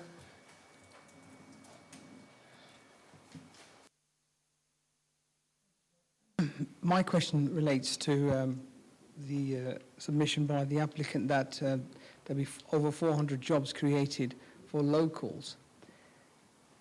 What assurances can the applicant give if this application was to be successful, that there'll be ring fence? Could there be a legal agreement put together? After all, 400 odd jobs is quite a big number, especially if, like what Councillor Janet White has just alluded to, that it's a deprived area. Thank you. Lydia? So I'll come back on a few of those points. So in terms of the the provision of the jobs, there is an employment and skills plan that would be secured through the Section 106 legal agreement. That has measures including advertising in the local area 14 days before advertising jobs nationally. It has a target of 100% employment locally. It would secure apprenticeship schemes. It would also seek to provide training and skills. So that document would be part of the legal agreement, and that would be next, and the applicant's commitment to providing those in the local area. Going back to the Forest side, so the right-hand turn ban from Honey Lane East into Forest side, I'll just quickly cover that. So Essex County Council would be the Highways Authority who would have to enforce against any turns into that, so any illegal manoeuvres, should we say. They don't use enforcement cameras, so the signage would definitely be a deterrent. But the advice we get from Essex County Council is they expect 70 to 80% take-up rate of that signage. So it would make a very real impact on the highway network. But it wouldn't be, you wouldn't have, at this point in time, Essex don't use enforcement cameras, so there wouldn't be any penalty to drivers. With regards to, I think there was mention of Meridian Park and how to enforce the route management plan. So this scheme would be subject to a 106, and we could secure the route management plan within that context. If there were any breaches to the route management plan or vehicle manoeuvres that were outside of the scope of that, we could take action against that as the local planning authority. So there is always that mechanism and that fallback to control those vehicle movements. I think I was just going to cover one point about the impact on the forest from an air quality perspective and the traffic modelling. So I have covered this in the main body of the report, but actually just to recap, the air quality that we modelled and expected for this development, the proposals itself is coming up at a much lower rate of trips than we modelled for. And it is a very substantial and very robust mitigation package. And as Jacqueline said, our external consultants who've independently looked at this are satisfied that it wouldn't have that impact on the forest. Thank you, Chair. Okay, we continue. Councillor Steve Heather.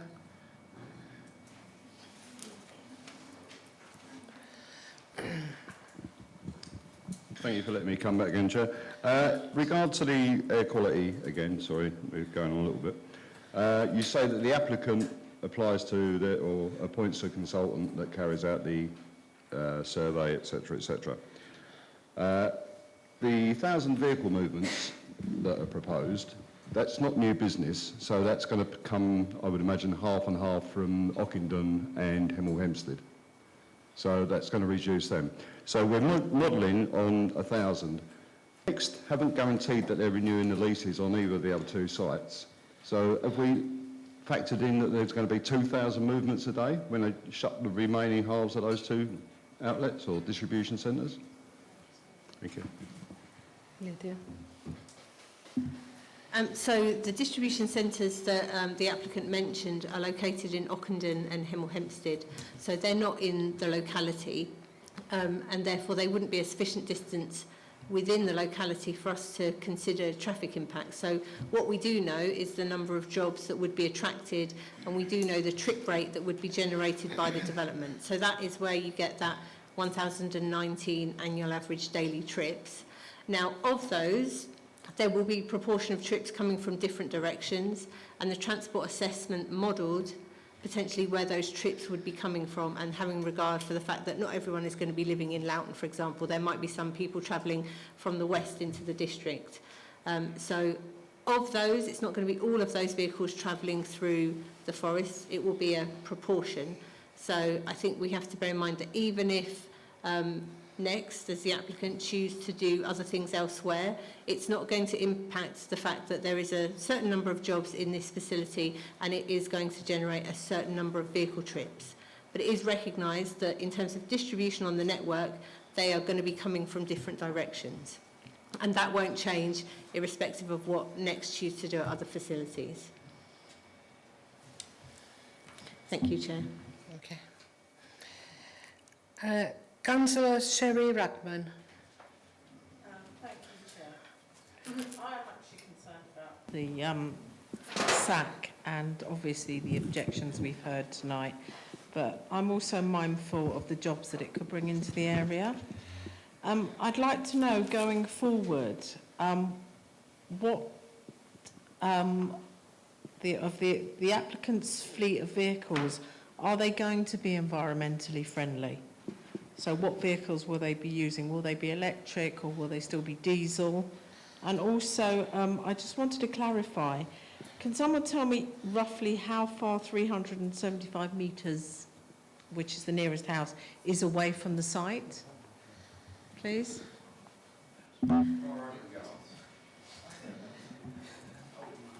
If it's helpful, I can bring the presentation up again so I can show you the closest residential.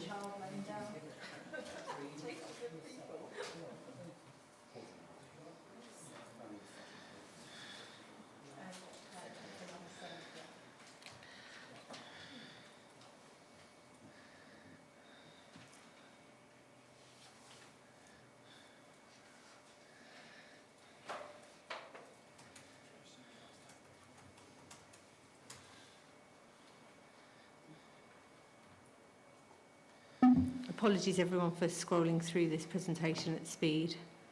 Oh.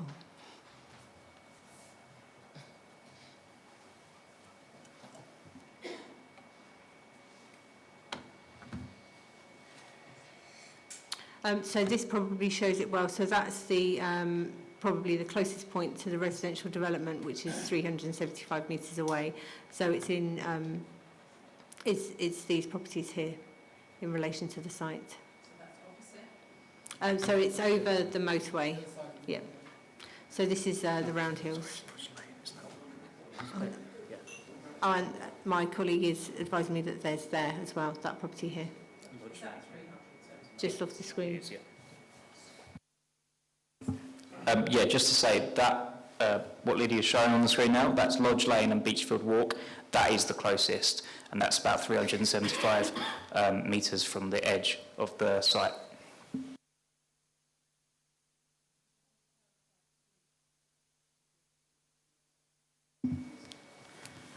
So at the moment we don't know the specified mix, but Next have a commitment to provide electric vehicles in time.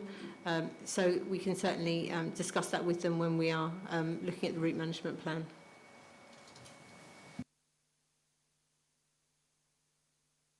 Thank you. Move on. Councillor Tim Matthews.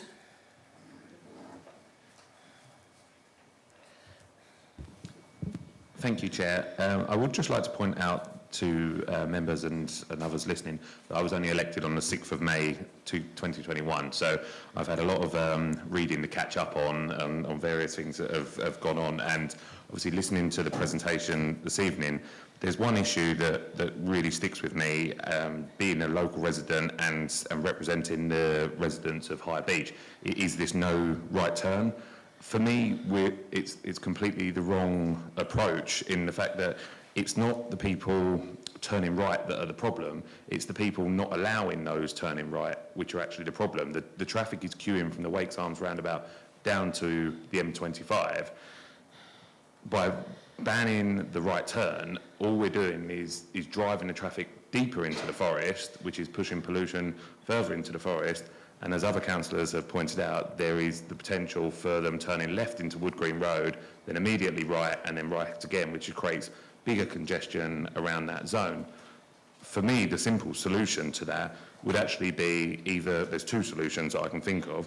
One would be a mini roundabout, so that those turning right would actually have the priority to cross the road, or alternatively, a yellow hatched no entrance box, so that those turning right could always turn right. I think it would be very sort of bad of us to penalise the residents of High Beach, who would be the ones turning right most often.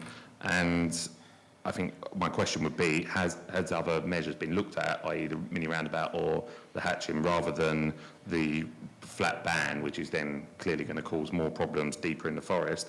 And my final point would be to members, as some other councillors have already highlighted, although it may be said that the from a legal point that it's been assessed and they've managed to come up with the conclusion that the air mitigation is suitable.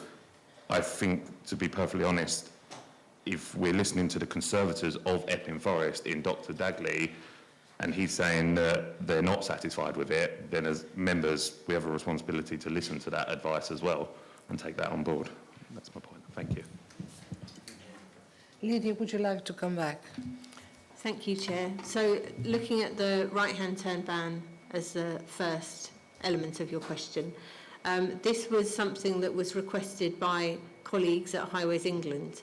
So there is concern about stacking back onto the M25 at junction 26 as a result of queuing traffic along Dowding Way.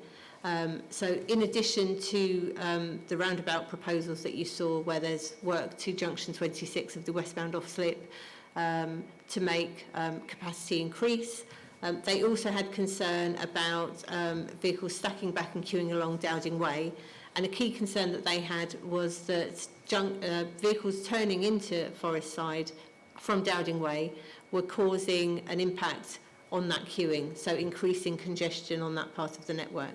So they had a request that a measure was implemented.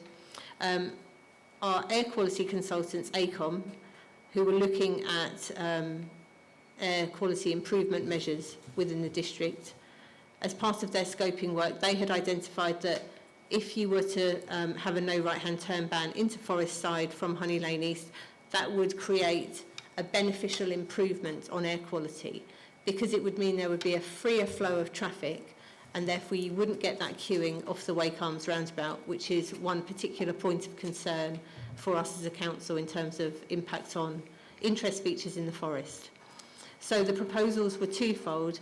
They addressed a concern that Highways England had about stacking back onto the M25, but they also had a beneficial improvement in terms of air quality. Looking at other schemes, there was consideration initially by Jacobs, who are our transport consultants, looking at the local plan in respect of a ghost island. So that would be where there would be an area that cars could queue within that part of the highway, but that was discounted because there were concerns about how that would be technically implemented and whether there would be sufficient width on the carriageway to do that. And that would be quite a heavyweight piece of infrastructure required to address that type of concern. So that was looked at, but it was discounted for technical reasons by Jacobs. And on the advice we had from Highways England and AECOM, it was considered that that right-hand turn ban, together with the other mitigation at junction 26, gave that capacity needed on the highways network, but also air quality improvement. Thank you, Chair. You'd like to come back? Yeah, okay. Thank you very much for that answer. I would just like to come back on that. Just to state, I do agree it is a solution. It's just a solution that creates another problem, in the sense it will reduce the queuing. I completely take that on board, and I do believe it does provide a solution to that. However, it creates a subsequent problem by pushing that traffic further into the forest. And I go back to my point of you talk about the cost and the practicality of implementation of a ghost island, which I completely agree with, wouldn't be practical in that area. However, I think it wouldn't be breaking the bank to put some yellow paint on the road and have a no enter zone, as you see in most built up areas in cities and towns. So actually the traffic coming from Wakes Arms roundabout to the junction 26 roundabout couldn't enter that box, so then the cars looking to turn right into High Beach could freely turn, and that's improve the flow. Thank you. Thank you. We're moving on. Councillor Roger Baldwin.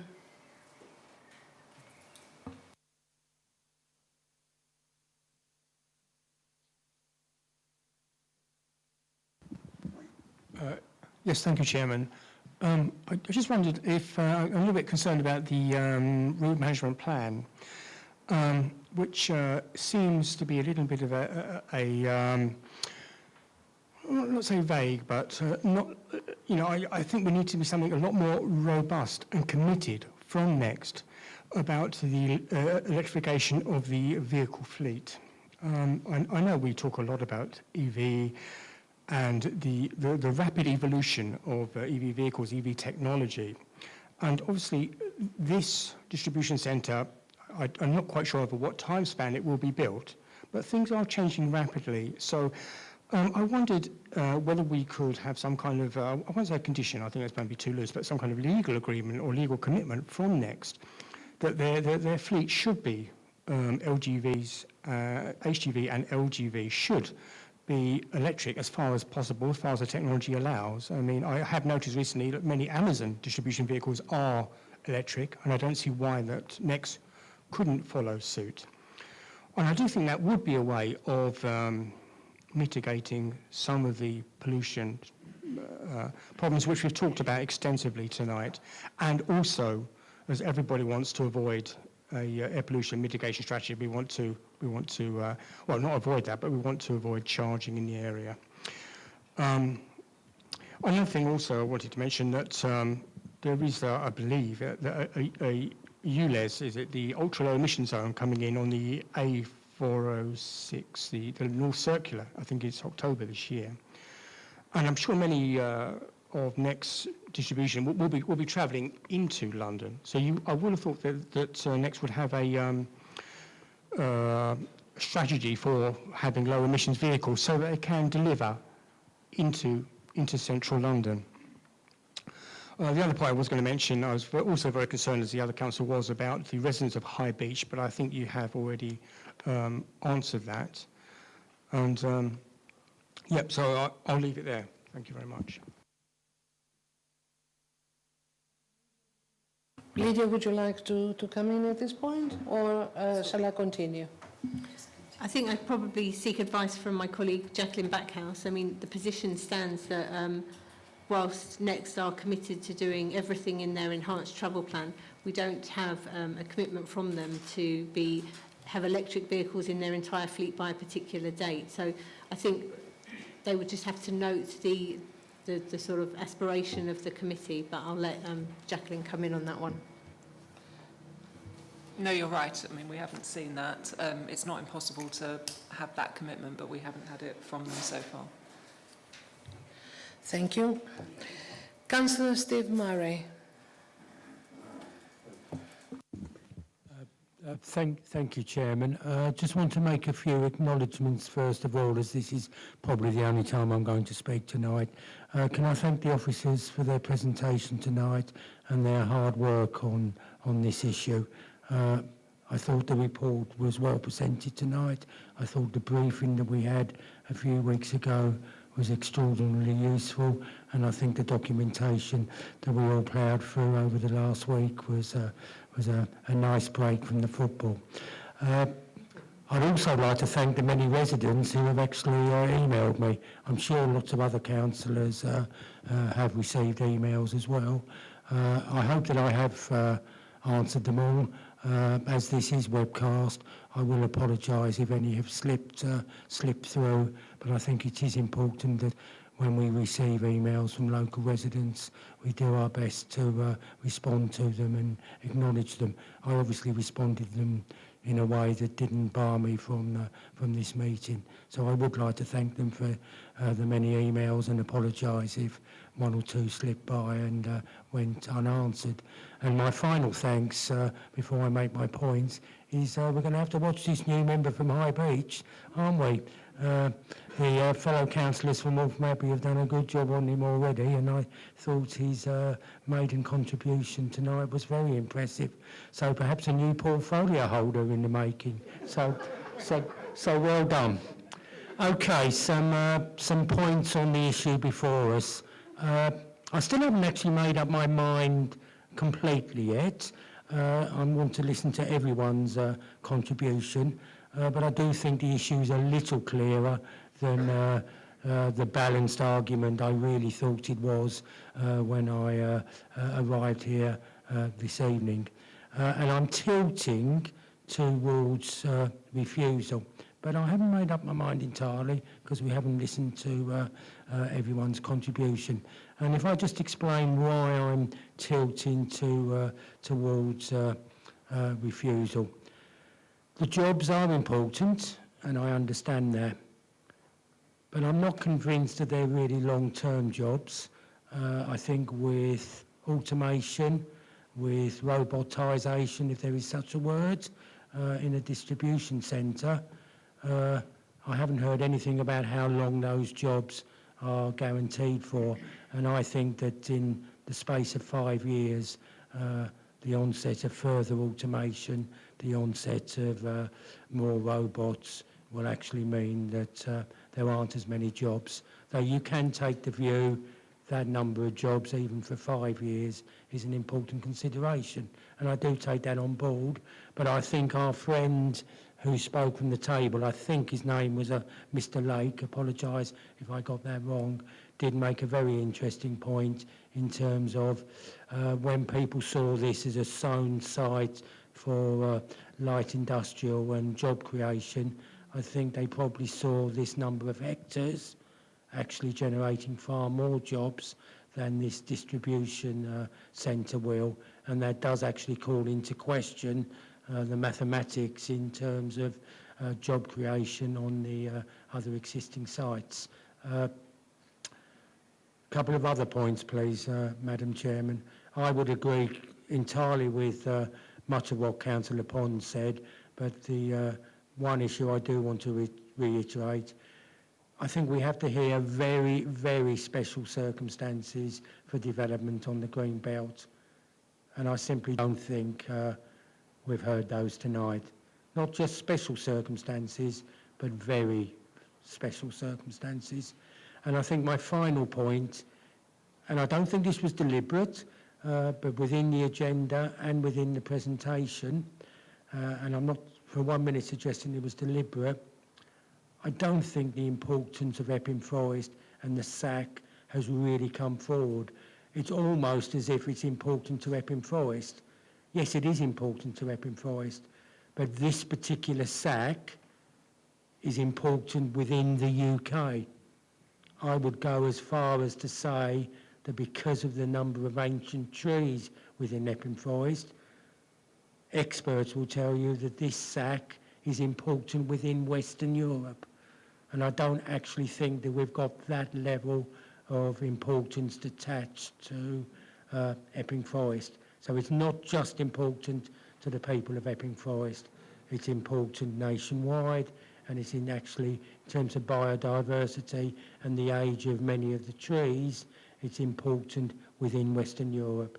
And I don't think we've heard that point tonight. And if the people who are professionally and legally responsible for the well-being of Epping Forest are sending in the information that we read today, the letter dated the 24th to Mr. Rogers, and the presentation that we had from Mr. Dagley, or contribution that we had from Mr. Dagley via Zoom, I think that we need to attach considerable weight to that. So that's why I'm kind of veering towards a no vote, but I'm still more than happy to listen to arguments to try and persuade me that this is an application we should support. Thank you, Chairman. Thank you very much. Councillor David Wixley. Right, thank you, Chairman. I'm probably going to come at this a slightly different way, but I'm going to refer to Forest Side because that's something which I've been pondering on quite a bit, and I've got my Essex A to Z here in front of me. It's a map to refer to, which I think is very useful. Yes, I used to use Woodland Hill to gain access to the M25 on a daily basis, and then at the end of my working day come off the M25 at that point. So I'm very familiar with Woodland Hill and how busy it gets. And I've got a road safety concern here because what I would like, I don't know if this has been considered, but if there was a breakdown or an accident between Forest Side and the Wake Arms in Woodland Hill, I can see that causing an enormous tailback onto the slip roads off the M25 and onto the M25 itself. and you'd have stationary traffic with a deadly mix of fast-moving traffic. And I speak as somebody who was driving and had somebody run into the back of me. Fortunately, it wasn't very serious, but it does sort of highlight the problem. So what I'm saying is, can the officer give me any guarantees that the sort of scenario which I've painted won't happen? Now, this is important in respect to the Forest Side because, in effect, in the sort of scenario which I've painted, that road would act as a safety valve. It would enable traffic to turn off and reduce the queue behind it. It would be an escape route, and I don't think this has been considered. So that's my concern. I'm also concerned, like the councillors representing High Beach, when I look at this map, I try to imagine that I'm living in High Beach and what sort of route would I have to take if there was no right turn. My conclusion is that I'd still be driving through the forest but taking a longer route, burning up more petrol or diesel, polluting the forest further, making things worse. So I find it astonishing that somebody thinks this is a good idea. But I'm open to be persuaded otherwise. But I think I understand a bit about the flow, but my experience of coming off there was never a flow of traffic and invariably get held up anyway. And it's not just the traffic which this development will create. You've got to bear in mind we've got a local plan which envisages building 11,400 houses. Now, you're not telling me that combined with all the other local authorities around here who've got their own local plans with additional housing required, that also is not going to impact on junctions at like 26. So it seems to me that by preventing traffic going through there, it's not going to make much difference to the air quality because the traffic will be passing through the forest anyway. It'll just be doing a different route. So they're the points which I'm concerned about, and I have to say, I've got little faith in this idea of making no right turn to Forest Side. The councillor mentioned a mini roundabout. Well, I think in reality you probably need quite a big roundabout there, which is obviously difficult because it would require encroaching onto the forest, which would probably be unacceptable. But they're my concerns and why I'm sort of a bit reluctant to support this. I mean, I think my feelings are summed up actually on page 37 of the agenda, and that's the response from the London Borough of Waltham Forest. And they say they consider further information required to adequately determine the perceived impact in relation to congestion, traffic safety, air quality. So I think I'm in that situation, and I think they've put words into my mouth there because that's how I'm thinking of it at the moment. Thank you. Lydia, would you like to come back on this at all? I think I'll just come back briefly on 2 points. I think the first one would be the routing of the next vehicles. So there would be a contingency planning within the route management plan in the event of accidents. Obviously, it's difficult to gauge what the impact would be on congestion in those sort of rare events where there is a significant accident, but there would be that contingency measure for next vehicles. And also we've been advised by the applicant that the fleet is controlled by them. So generally with these large logistics companies, and particularly Next, have this strategy.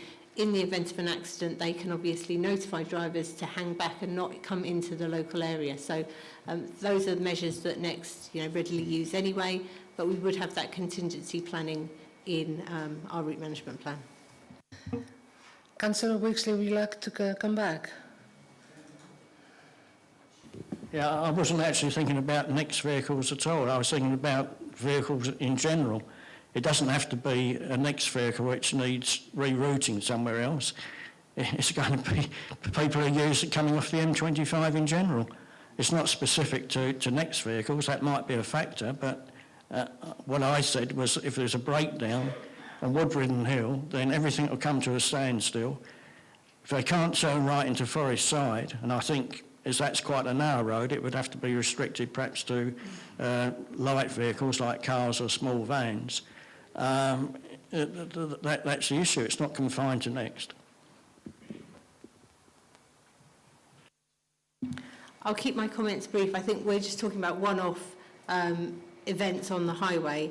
The advice we're getting from ECC Highways is that the proposed development wouldn't have that severe impact, which is the test within national planning policy. So on the basis of what we have in front of us, the officers wouldn't recommend refusal on that basis because Highways England and also ECC Highways haven't raised any concerns about highways impact. I do take your point about those one-off significant events where there's traffic collisions, for example, but in terms of the day-to-day impact, it doesn't reach that test in national policy in causing a severe impact. And that's the advice we've had from our statutory consultees. Thank you. We continue, please. Councillor MacGyver. Thank you, Madam Chairman, and thank you, officers, for all of your knowledge tonight. And I have to say, I started tonight very balanced and was writing good notes for and against. And I have to say, the against column on my page has gone on to another page, and that's come about because of some of the very good points that have been made.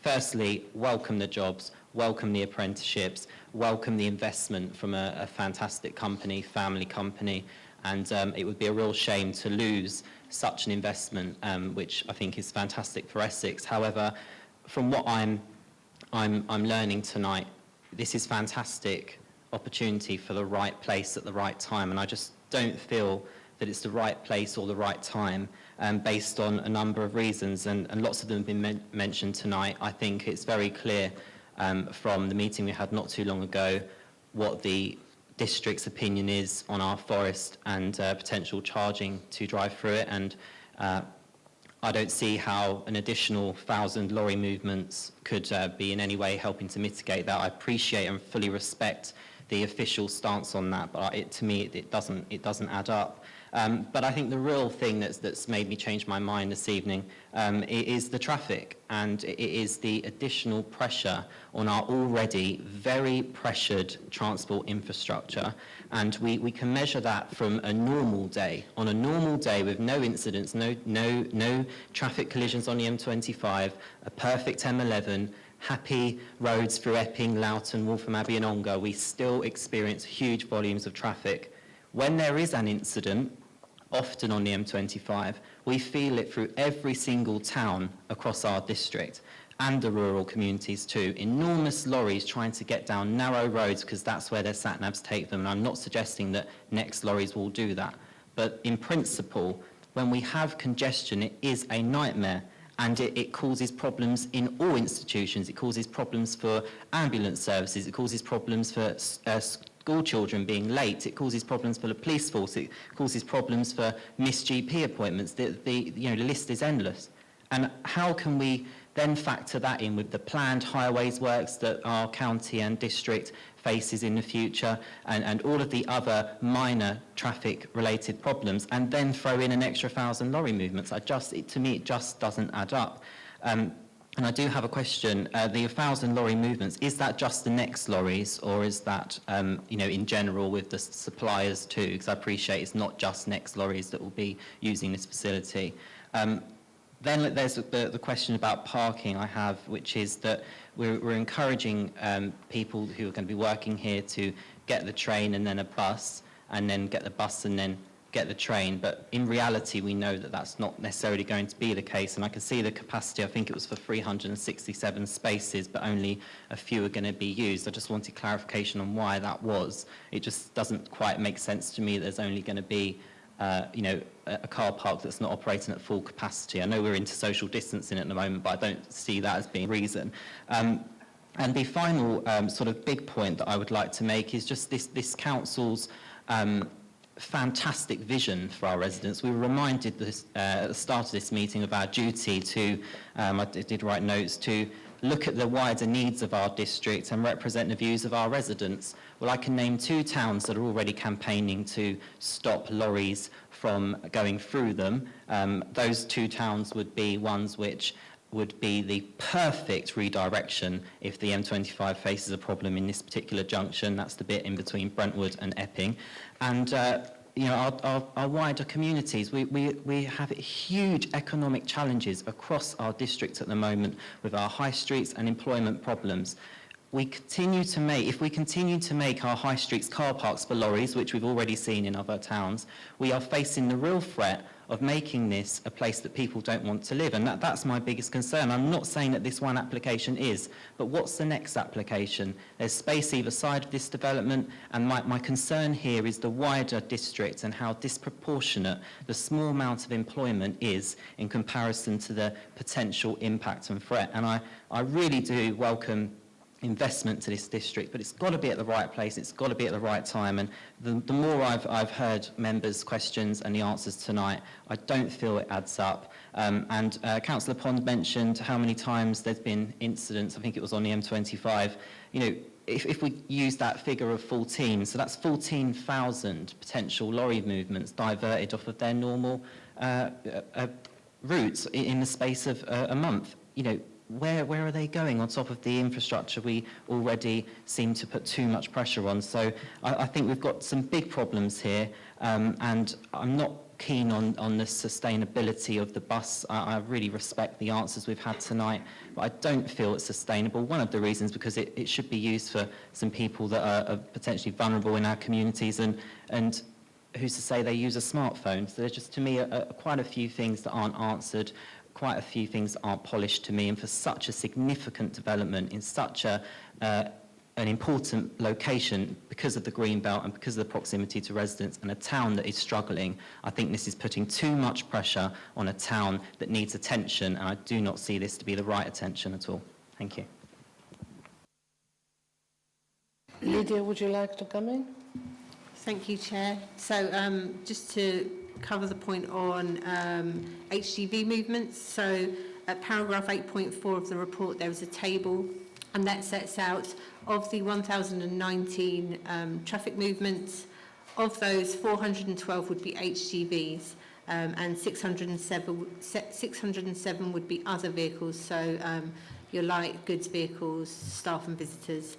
So of the 412 HGVs, 197 of those would be arrivals and 214 would be departures. And then on the car park restriction, that's in place to seek to encourage staff and visitors to the site to actually take up the sustainable transport options available. So we're not giving them all of the car parking on day one, encouraging everyone to drive in. It's to try and encourage everyone to use sustainable transport measures. And then the other car parking would only be released commensurate to the need demonstrated by Next.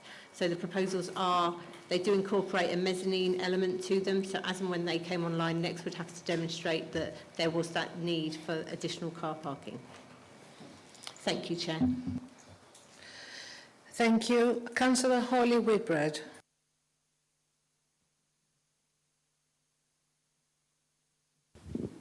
Thank you, Chairman, and may I first say thank you to the officers and for the legal advice this evening. I think it's been really comprehensive and a really useful presentation, and also I think there's been a really good positive debate, and actually from both sides of the argument there have been some really good points tonight.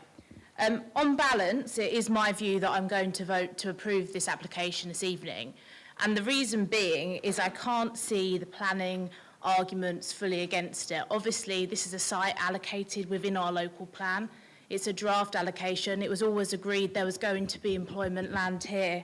And talking about the specifics of the employment land, whilst this isn't a planning reason, I think it's a really positive thing, bringing around 500 jobs into our district, into Waltham Abbey, and actually a huge amount of investment. And actually from that investment comes further opportunity, because we've got a really good, positive company coming into our area which could look at investing elsewhere. And actually one thing that wasn't drawn out of the report this evening was a contribution to the cultural and community hub in Waltham Abbey. So there's the commitment for £300,000 invested into that. And the idea behind that project, which is obviously a Epping Forest District Council project, is the wider regeneration of Sun Street and Waltham Abbey. So there is that wider community benefit as well, obviously contributing to the over £1 million which the District Council is already putting into that project. And actually, you know, as Councillor MacGyver quite rightly pointed out this evening, we have very much identified Waltham Abbey as a kind of key centre for regeneration and where we're putting a lot of our focus. So back on to the planning arguments. So I always listen to ward councillors when it comes to planning, and I think it's really important to listen to the people who know the area. However, sometimes emotion can change your view in terms of the road movements. So we've had independent people look at this situation, scrutinise both Essex Highways, Highways England. They've both agreed that this is sustainable and would move forward. So that wouldn't stand up to scrutiny if this was to go to appeal at a later stage. Similarly, with the environmental argument, we all agree how important it is to protect our special area of conservation. However, that Natural England have no objection to this. So I don't think that argument stacks up there. And actually, there needs to be the commitment, to the sustainable transport and the sustainable methods around this, I think is a good thing. Also, in terms of kind of design, I don't have any particular issue there. I think it's a well-designed development. I think it fits in with its surrounding. And again, whilst I'm always for protecting Greenbelt, the exceptional circumstance here was identified in our local plan, which we voted a couple of years ago, which at this site would be employment land. So that's my points around the planning argument and why, whilst on balance, whilst I appreciate the arguments being made this evening, I am myself minded to support it. I do have a number of questions. I think that the piece around local jobs, as I've said, is really, really important. This isn't the question to the officers, is there any possibility to include a condition around kind of working with EFDC on their Kickstart scheme and including Next as a partner there, and potentially also working with the Sixth Form Consortium and other Epping Forest schools to ensure that it is really Epping Forest people who are getting the first say and the first chance at these jobs and that they really are local jobs. So that was one of my points. And then one of my questions, and this doesn't bear upon the planning arguments, but I think it's topical and important to ask, is in relation to any future appeal. Have the council looked at the costs of any potential appeal? Obviously mindful of the situation in Stansted, with the Stansted Airport appeal at the moment. So they're my two key questions this evening. Oh, I did have one more, just in relation to the demand responsive bus and whether it would be possible to potentially review the use of that after the 3 years, how it's going to continue moving forward and how it can be sustainable. So thank you, Chairman, and thank you for listening to my points.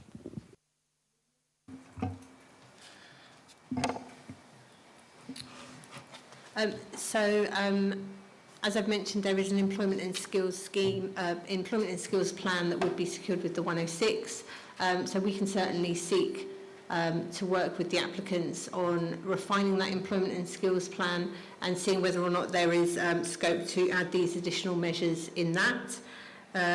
With regards to reviewing the DRT, and whether or not we could, as part of this, there is obviously the travel plan monitoring that takes place, so we can monitor how that is being used through the life of that funding, and use the 106 mechanism to seek to have a review mechanism at the end of that 3 years as well, so that wouldn't be a problem. I think I will hand over to my colleague Jacqueline to address the risks to the council in the event of a refusal. I don't think the council have in detail assessed the cost it would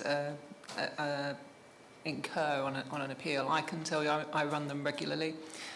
This is an application, as I said earlier, that is highly technical, and without any evidence, having reasons for refusal that can't be substantiated puts the council at extreme risk. So not only would you be looking at your own costs, so you would have to engage council and you'd have to probably instruct independent consultants because your own officers are recommending approval. It's very difficult in those circumstances for your officers then to take a completely different professional stance. So you would have a significant cost in promoting that appeal, and you, in my professional opinion, would be at a very high risk of having a full costs award against you if you don't substantiate those reasons for refusal.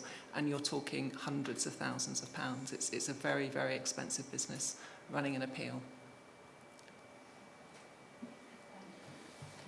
Back. Thank you, that was really helpful. And just in relation to the Section 106 commitments, if we were to lose an appeal, would the Section 106 commitments fall by the wayside, or would some of them still hold up? During an appeal process, so at the moment we are negotiating with Next, we've been doing that for a while. They will put forward all of the mitigation as part of their appeal package, and we will carry on endeavouring to agree what we call a bilateral agreement, which is an agreement between Epping Forest Council and Next. I don't see any reason why we wouldn't get to an agreed position, because we've been negotiating with them for a long time. So it's highly likely that that package will be secured, even if the appeal is lost and they're successful. You run the risk, however, that they come forward with what's called a unilateral undertaking, so that they potentially offer less than they've offered now.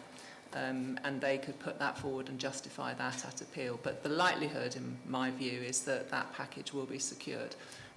But it's more risky because you're in an appeal and contentious process. Right. Councillor Stephen Neville, please.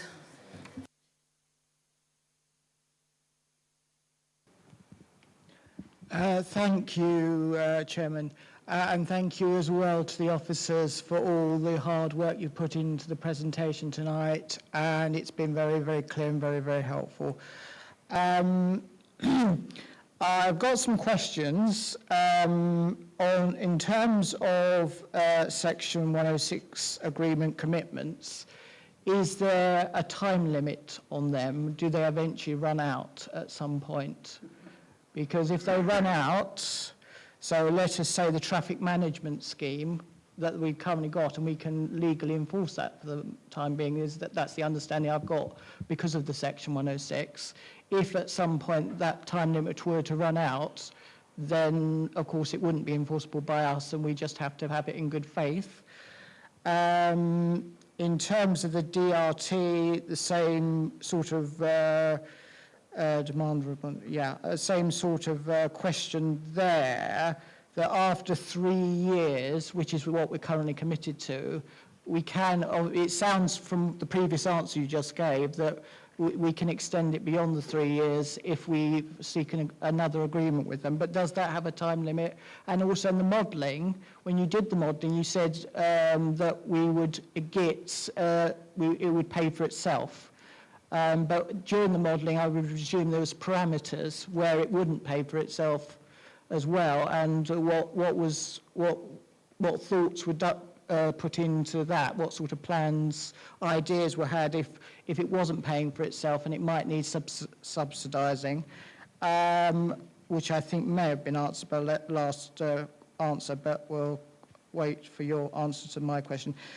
In terms of the air quality, I think, yes, we've got to listen to Natural England, but we've also got to listen to the people who know the forest best, and that's the conservators of Epping Forest. And they've put a lot of time and effort, and they've also got some valid concerns, especially about the modelling, that it missed out a number of important roads like the Wake Road. Can you explain why that was missed out? Because, I mean, if, let us say, there are traffic jams, and there will be, that road will suddenly be used a lot more. I can assure you of that, because it's a way of getting past the traffic on the main road. So that's a concern. And I also have a concern about the impact on wildlife. It hasn't been mentioned greatly at the moment. The report that was done in it, I believe, was about 4 years old, monitoring the site, and we haven't actually had, we don't have any up-to-date information. We know badgers were using the site, but for all I know, now there could be actually badger sets there, but 4 years ago there wasn't. And there are a number of birds that use that site that are on the red list. Now, they may be plentiful in this country, but they're on the list of endangered species, and we need to take that very, very seriously. I'll leave it there, and I've got some questions that would like answering. Thank you. Lydia? Thank you, Chair. So with regards to ecology, obviously the ecology reports were done at a point in time. We've had advice on ecological matters, and in response, officers recommend a condition so that the measures that were identified in the ecological report are carried out. So if that means that they have to revisit what ecology is on the site, then that is captured by that condition. With regards to traffic modelling, Wake Road is not part of, so in terms of the local roads that really are the distributor roads in local highways terms, the Wake Road is not one of those. And we were advised by ECC Highways which roads should be considered and assessed as part of the transport assessment by the applicant. So they have undertaken those with advice from ECC Highways. And they did not consider that Wake Road is one of those distributor roads that needed to be considered in that assessment. It's quite a small local road within the forest.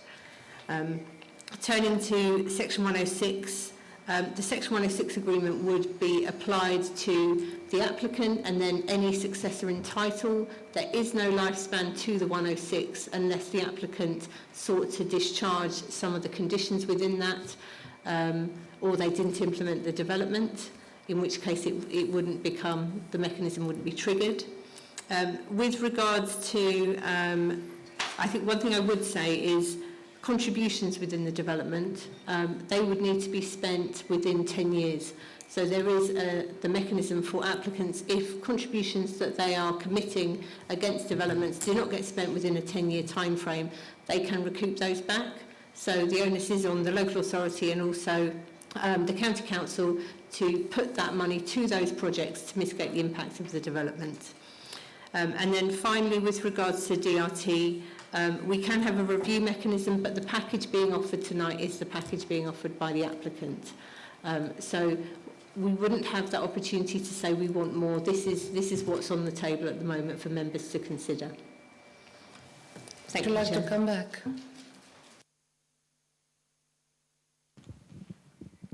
Thank you, Chairman. So the review mechanism, how many times can we use it? So let's say we've got 3 years now and then another 3 years. Does it run out after that time? So what's being offered is a 3 years funded DRT service. So that's what's on the table at the moment. Answer my question, which is if it runs, is it infinite that you can keep reviewing in the future? So let's say if you have 3 years, then 3 years, then 3 years, or does it eventually run out? So we can review the uptake on an annual basis. I'll pass to my colleague for a legal view on that. What's being offered is a 3-year package. It's not a 3-year package and then we'll review and they'll pay some more money. It's a 3-year package and then the position will be reviewed to see whether it is self-funding or not, or whether there is perhaps an element of contribution that they may want to make themselves thereafter because it's working well. But what we have is a 3-year package, funded package, and that's it at the moment. So it's not that you can draft anything in a Section 106, but that's not what they're offering, and we can only commit, they will only commit to what they're offering. So that's what's on the table that we have to consider. Councillor David Stocker.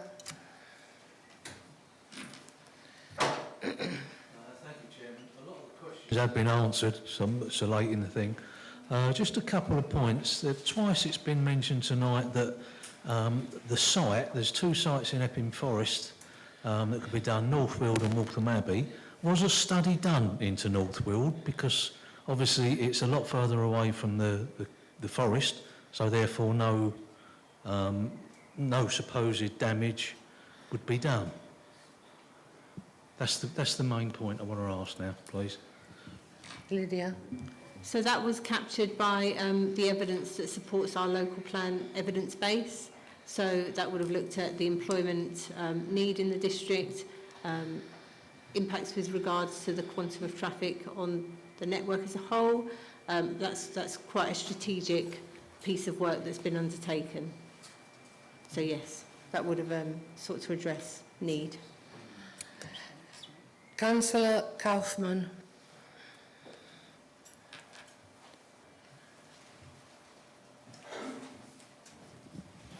Thank you, Chairman. It's late, so I hope I'm going to come across as being joined up in my thinking. We've only got 2 sites, I think, in the district, really, that are allocated for industrial use, principally 2 sites. They are the airfield, and obviously we've got this site, which is currently in the green belt. So we're really at a tipping point generally on everything at the moment. We're under massive pressure because the roads cannot cope. I recently suffered an hour from Loughton to Woodford because one road was shut. We always know how bad it is. But my main point is this application provides approximately 35 jobs per acre, which is woefully low. If this is a major contributor to our local plan provision, it must be a failure. And I believe we could stand up in front of the inspector and say that, because we have to provide jobs. We've got to provide 12,000 new houses in this plan period. Where are all these people going to work if we've only got 2 industrial sites in our whole district, when our district is 94%, I believe, green belt? So we have to maximise the employment land that we have, and that means not the largest building that the world has ever seen, but the most intensive use of jobs. And 35 jobs per acre is incredibly low. We must have worked very hard to make such a low provision. It's not ticking enough boxes for me on that front. I'm sorry for Next, and I'm sorry for the officers, because there's so much good work going on here. If this site had direct access from the M25, and I think we do need to change our thinking here, that would have helped me in some way, but the pressure on that road network is enormous. I understand the risk of losing an appeal because we're being told by notable bodies that it is okay.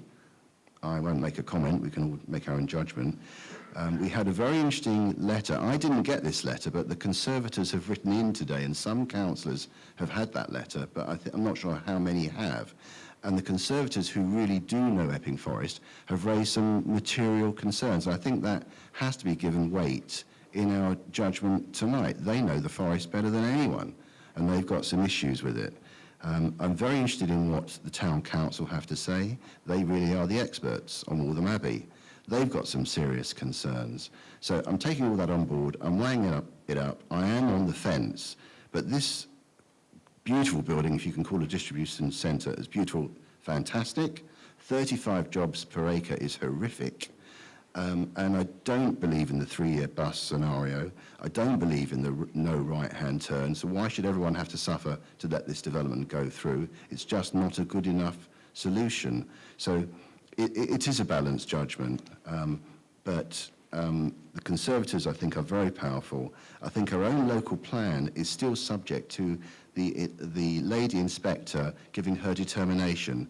And if she knows we've only got 2 sites, and she knows that our major site is only going to deliver 35 jobs per acre, that will put our whole local plan into question, in my opinion, because where are all these people for these 12,000 new houses going to work? It just doesn't add up for me. So I have great concerns, but I feel grateful for the work that the officers have done. A great job is being done on us to try and get us to push this through, but there are some fundamental issues with this application. Thank you. And lastly, Councillor Whitehouse, John Whitehouse. Thanks. I mean, clearly this is an enormous application, and there's an awful lot that could be said about a lot of different aspects to it. And I do want to acknowledge the work that's gone into the design and the changes since there were district development control. I mean, fundamentally, I want to zero in on the impact on the forest and the special area of conservation, because this, I think, is the most difficult issue, and the issue which is fundamental to whether this application should succeed or not. And we've heard essentially there were 3 ways of dealing with the impact on the forest. In part, there's a route management strategy, and we've heard quite a lot about that. In part, there are the highways works. And I was struck actually in the discussion about the urbanising effect some of those highways works will have on the gateway to the forest at the bottom of Woodreadon Hill, where it turns into Honey Lane. And on Wake Road, it's worth mentioning Wake Road is the next right turn after Forest Side. So it is the natural rat run, if you like, for the traffic that wants to avoid the roundabouts and avoid the distributor routes. But most of all, the integrity of the forest relies on the air pollution mitigation strategy, the currently interim air pollution mitigation strategy. And yes, it's been adopted, but it's not been tested by the inspector. It's not been implemented. I mean, it's behind the schedule that is set out in the adopted strategy. It's not funded. And I think there must be real questions about whether it is deliverable, not least because of the hostility there is to the road charging, which is a fundamental part of that mitigation strategy. And that leads to the conclusion that we're in danger of voting effectively tonight for the pollution generated by the development, but the means of dealing with that pollution end up being entirely theoretical and don't actually deliver the mitigation which it's intended to do. And certainly, before we've got an adopted local plan, I mean, that one reason alone is the most compelling reason that I've got, I think, for voting against the application tonight. Lydia, would you like to come in? Thank you, Chair. I'll just make a brief point that the APMS has been endorsed and is supported by Natural England. And I'm just going to pass over to Jacqueline for a few comments on the legal advice we got in relation to the APMS. It was scrutinised in detail by the council. The council instructed leading counsel to review the whole of the APMS and the legal framework around it. So you've had considerable scrutiny of the validity legally of that document and the measures in it. So, you like to come back? Natural England, I take it, have endorsed the strategy, but presumably on the basis it will be implemented. If the indications are that it won't be implemented, would that continue to be Natural England's view?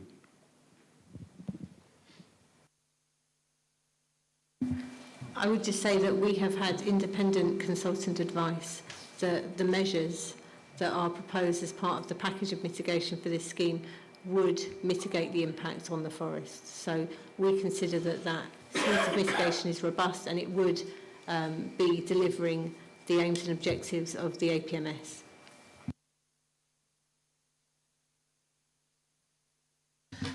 Councillor Janet Whitehouse, would you like to add anything, or? I had my hand up a long time ago, but you never seem to look in my direction. So just very briefly, I just want to come back on what the legal officer said. I thought she said that if this went to appeal, we, presumably members, would need to commission our own consultants because the officers couldn't present those reasons because they're working up in favour of all the arguments in favour of this. Is that really so? I mean, if council decided that they were going to refuse the application, and that was the view of council, then surely we would ask the officers, direct the officers to work up in their professional expertise the arguments against. I mean, I'd just like clarification on that. I don't understand what the legal officer meant when she said we'll ask the legal advisor. Well, the issue that you have as a council when your officers who are professionally qualified take a professional view, so your officers now have taken a professional view that they consider that this application in their professional view should be approved, so they've made a justification for that. It's very difficult for that officer I'd say it's almost impossible for that officer then to go and represent the council and say, actually, I disagree with what I said before. It makes a very easy case for council on the other side to pull their argument apart. So the standard procedure, you may find another officer in the council who may be able to do that, but it's a very difficult task for a council to do. So standardly, in this type of a situation, where officers have made a recommendation, the best way for the council to move forward is to find a different consultant who can analyse the evidence and hopefully, I can't say that someone would, but come to a different professional view. Sometimes you find in these circumstances, because you've got Highways England and Essex County Council and all the statutory consultees actually agreeing with the officer's view, that it's very difficult to find an independent consultant who professionally will say, actually, I disagree with what those officers have said. They can't just make it up. It's their professional analysis of the facts that leads them then to a conclusion.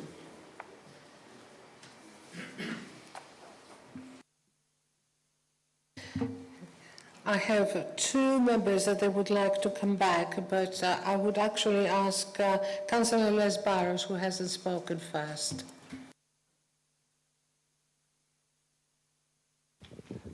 Yeah, thank you very much, Chairman. I'd like to mention that you're talking about Northfield Airfield. Northfield is in the Greenbelt as well. I just have to mention that. And it's next to the Lower Forest. Right next to the Lower Forest. So, thank you. Right. Councillor Lee.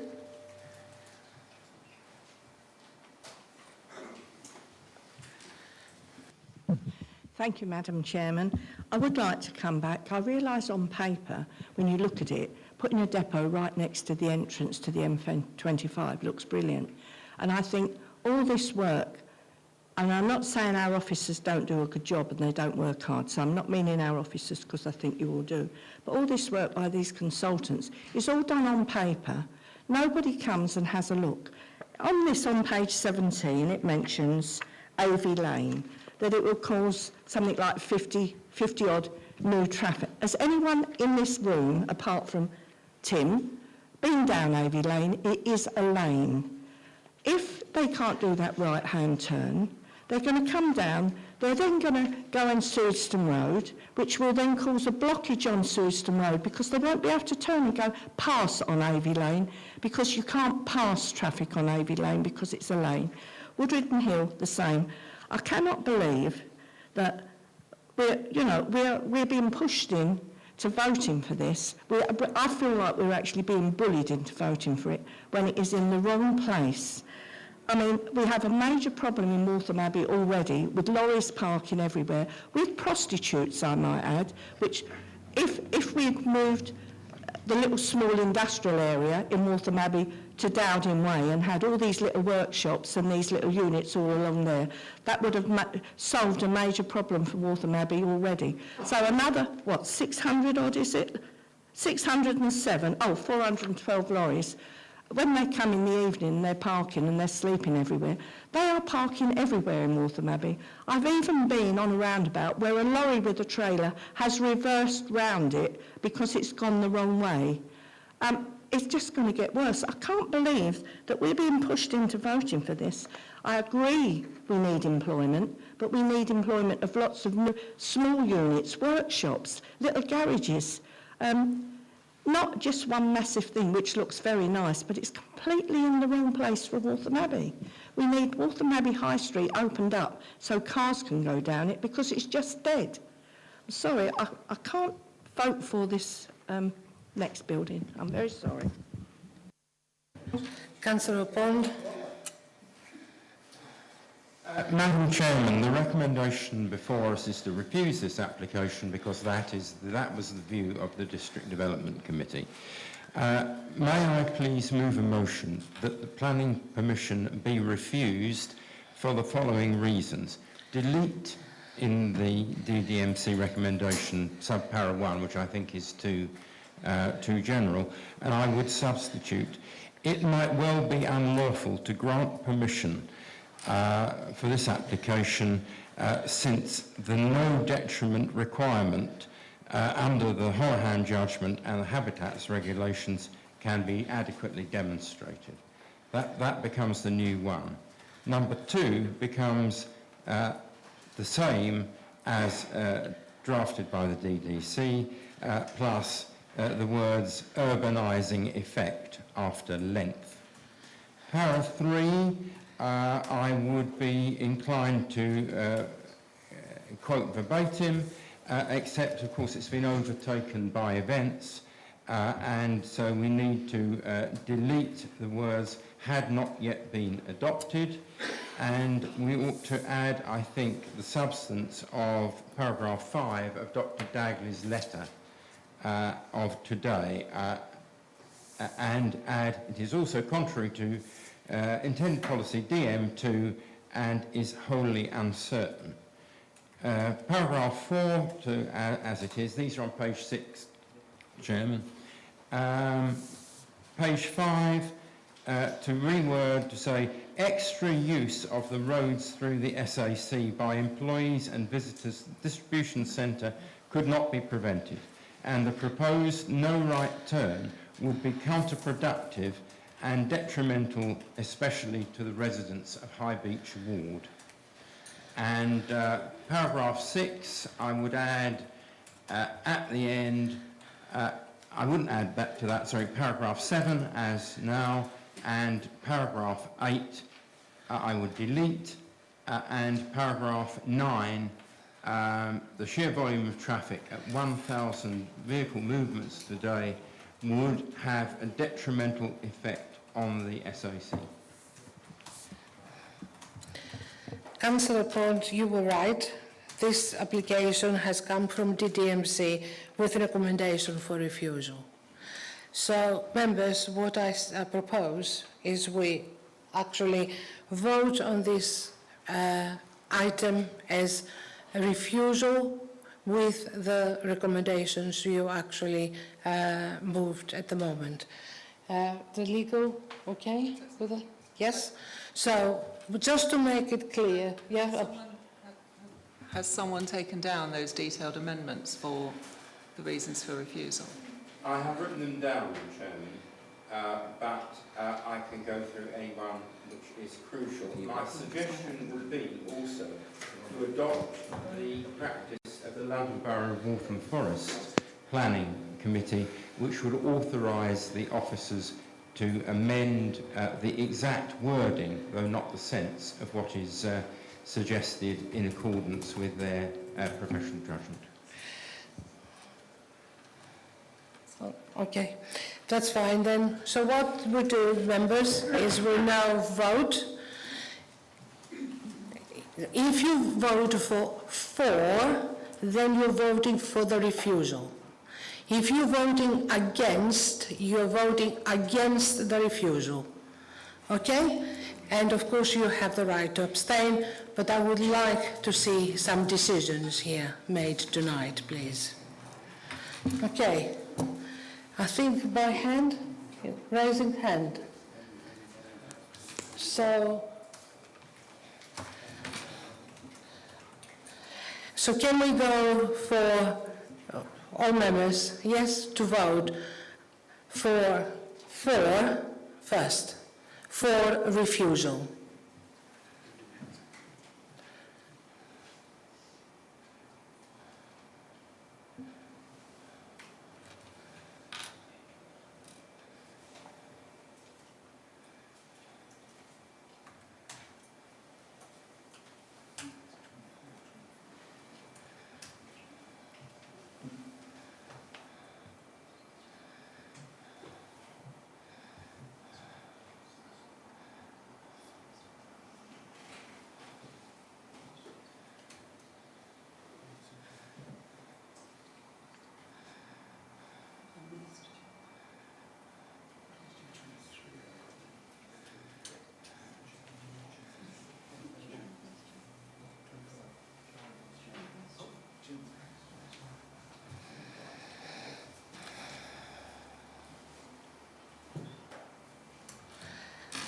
Okay, against the refusal.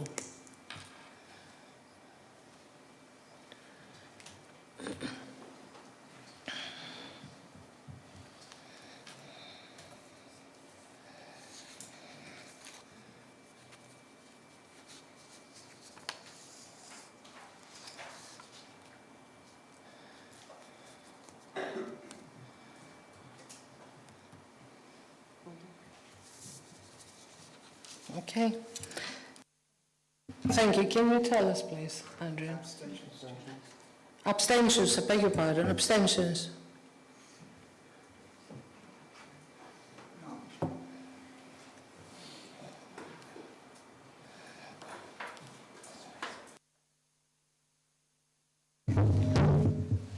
Sorry, Jim. To refuse, we have 25. Against that, we have 10 and no abstentions. Thank you. Thank you, members, for your vote. And I'm very pleased to see no abstentions. Can we adjourn the meeting now to actually come back with the refusal proper details? Madam Chairman, might I suggest that we do this at our leisure because it is very late. We have refused the application. Broad, the reasons have been enumerated, but the phraseology may need adjusting. And I would suggest, Madam Chairman, subject to your guidance.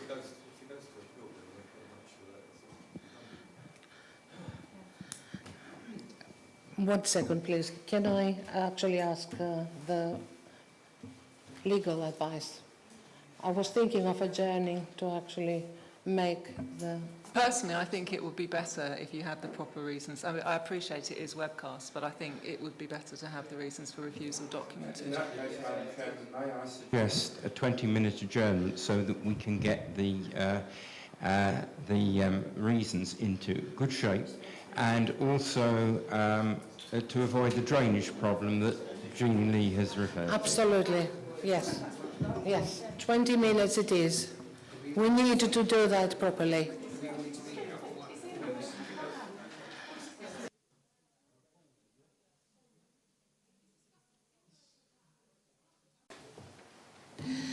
Okay, members. Planning application EPF 250319 is actually we voted for refusal. I will have to read the grounds for refusal. The proposed development fails to demonstrate nil detriment to the EFSAC as required under the Habitats Regulations 2017 and the Holohan judgment, and this cannot at present be adequately demonstrated contrary to policy NC1 of the adopted local plan, DM2 and DM22 of the local plan submission version 2017 and the requirements of the Habitat Regulations 2017 and the NPPF. 2. The adverse impact on the metropolitan green belt and environs of Waltham Abbey due to the obtrusive height, length, urbanizing effect and bulk of proposed building, contrary to GB2, GB7 and DBE4 of the adopted local plan and policies DM4 and DM9 criteria D of the local plan submission version 2017 and the NPPF. 3. The effects of the proposal on the Special Area of Conservation, SAC, as the air pollution mitigation strategy is likely to be insufficient, contrary to policy DM2 and DM22 of the local plan submission version 2 of 2017 and the NPPF. 4. There was no reason to develop on this site within the green belt, as other areas could be utilized for employment use. The emerging local plan has not yet been confirmed, and the main modifications proposed had not yet been consulted upon. 5. The extra use of the roads through the SAC by employees and visitors to the distribution centre could not be prevented, and the proposed no right turn ban would be counterproductive to the well-being of the SAC and would adversely affect the residents of High Beats, contrary to policies NC1 and DBE9 of the adopted local plan and policies DM2, DM9 Criteria H, DM22 of the Local Plan Submission version 2017 and the NPPF. 6. There was no indication in the transport assessment of how the HGV routing and the large numbers of lorry movements generated by the development could be accommodated on local roads when the motorway network was disrupted, and the addition of 100 extra vehicle movements would have a further adverse effect on the SAC, contrary to policies NC1 and DBE9 of the adopted local plan. 1,000, okay, it's 100 here. And policies DM2, DM9 Criteria H, DM22 of the Local Plan Submission version 2017 and the NPPF. 7.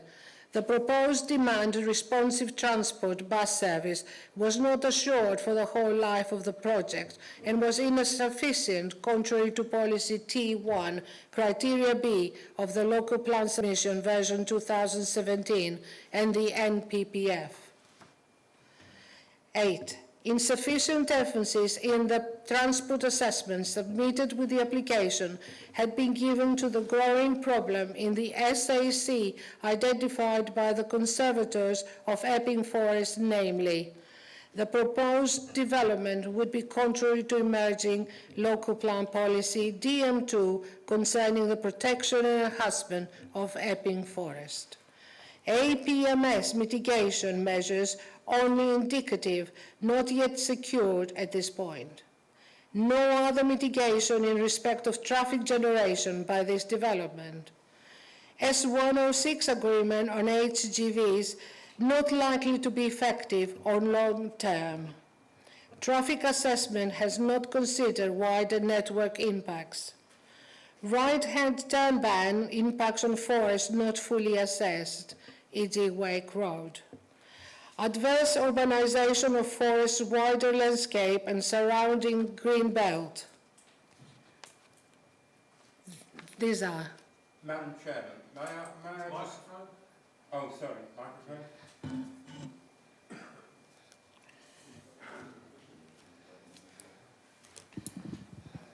Sorry, Madam Chairman, I think when you read out in 8, the operative word was queuing. You didn't read that out as far as I know. And in paragraph 2, the phrase due to was used, and that should be owing to. Thank you. It says due to, so I changed that to owing to. And it doesn't say queuing, I can't see. And I will do that as well. So with this amendments, can we actually have a vote, please, that we agree to the amendments? Can we? Reasons. Reasons, sorry, yes. Chairman, could it be a named vote? I think people should be accountable for their actions. That's good.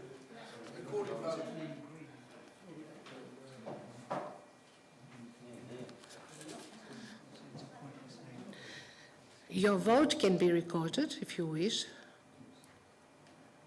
A named vote, but we can read out our names. Chairman.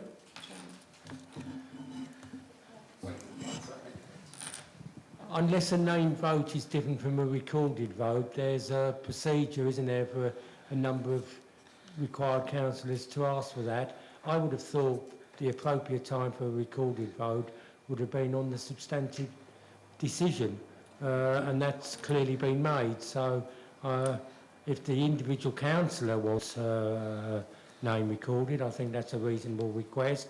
But otherwise, unless there's a required number of people wanting a recorded vote, I don't understand why we need a recorded vote on the conditions the substantive decision has been made. Yes. And as I'm not going to speak again tonight, Chairman, I would think it would be amiss if at least one councillor on behalf of other councillors, and I can't speak on their behalf, said thank you to all the officers and consultants for their time and effort tonight, because it is nearly 11 o'clock. So thank you, officers.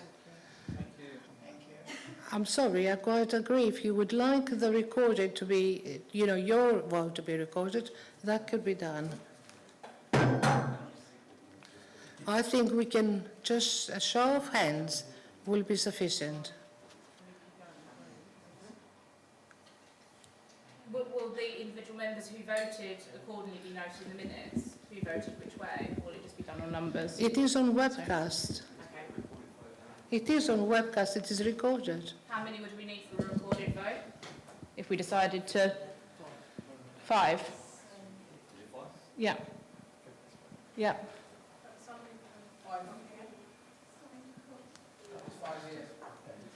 What do you need 5 for? Okay. So we have... No, it's 5. It's 5 members. It is 5 members. Okay, okay. The officer will do...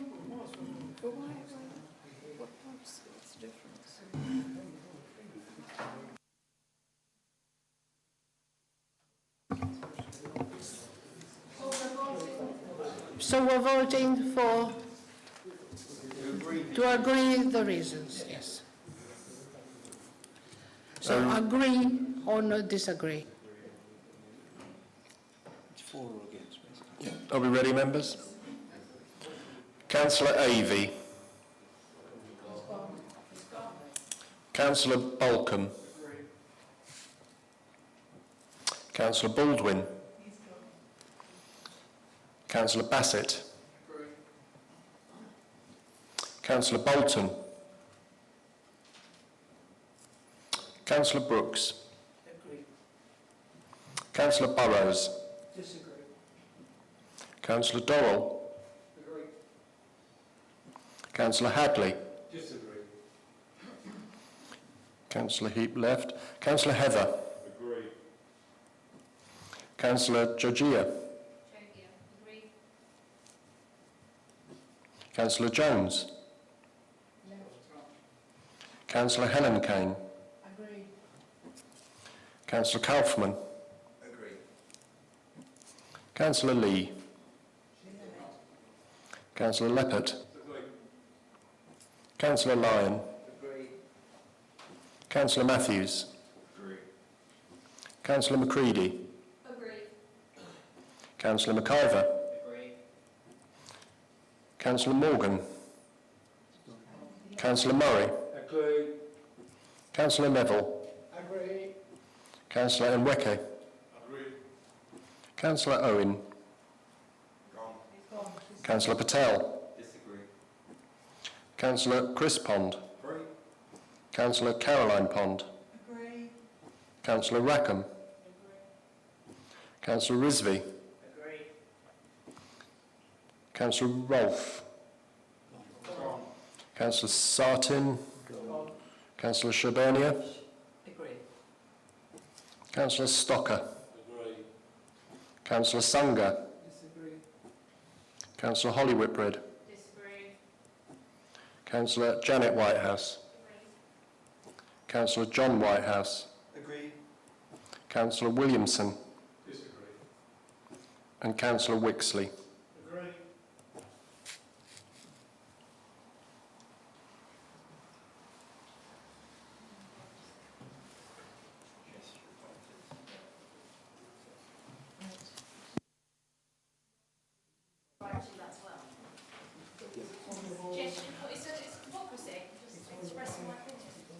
Chairman, the result of that vote was 25 in favour, 6 against.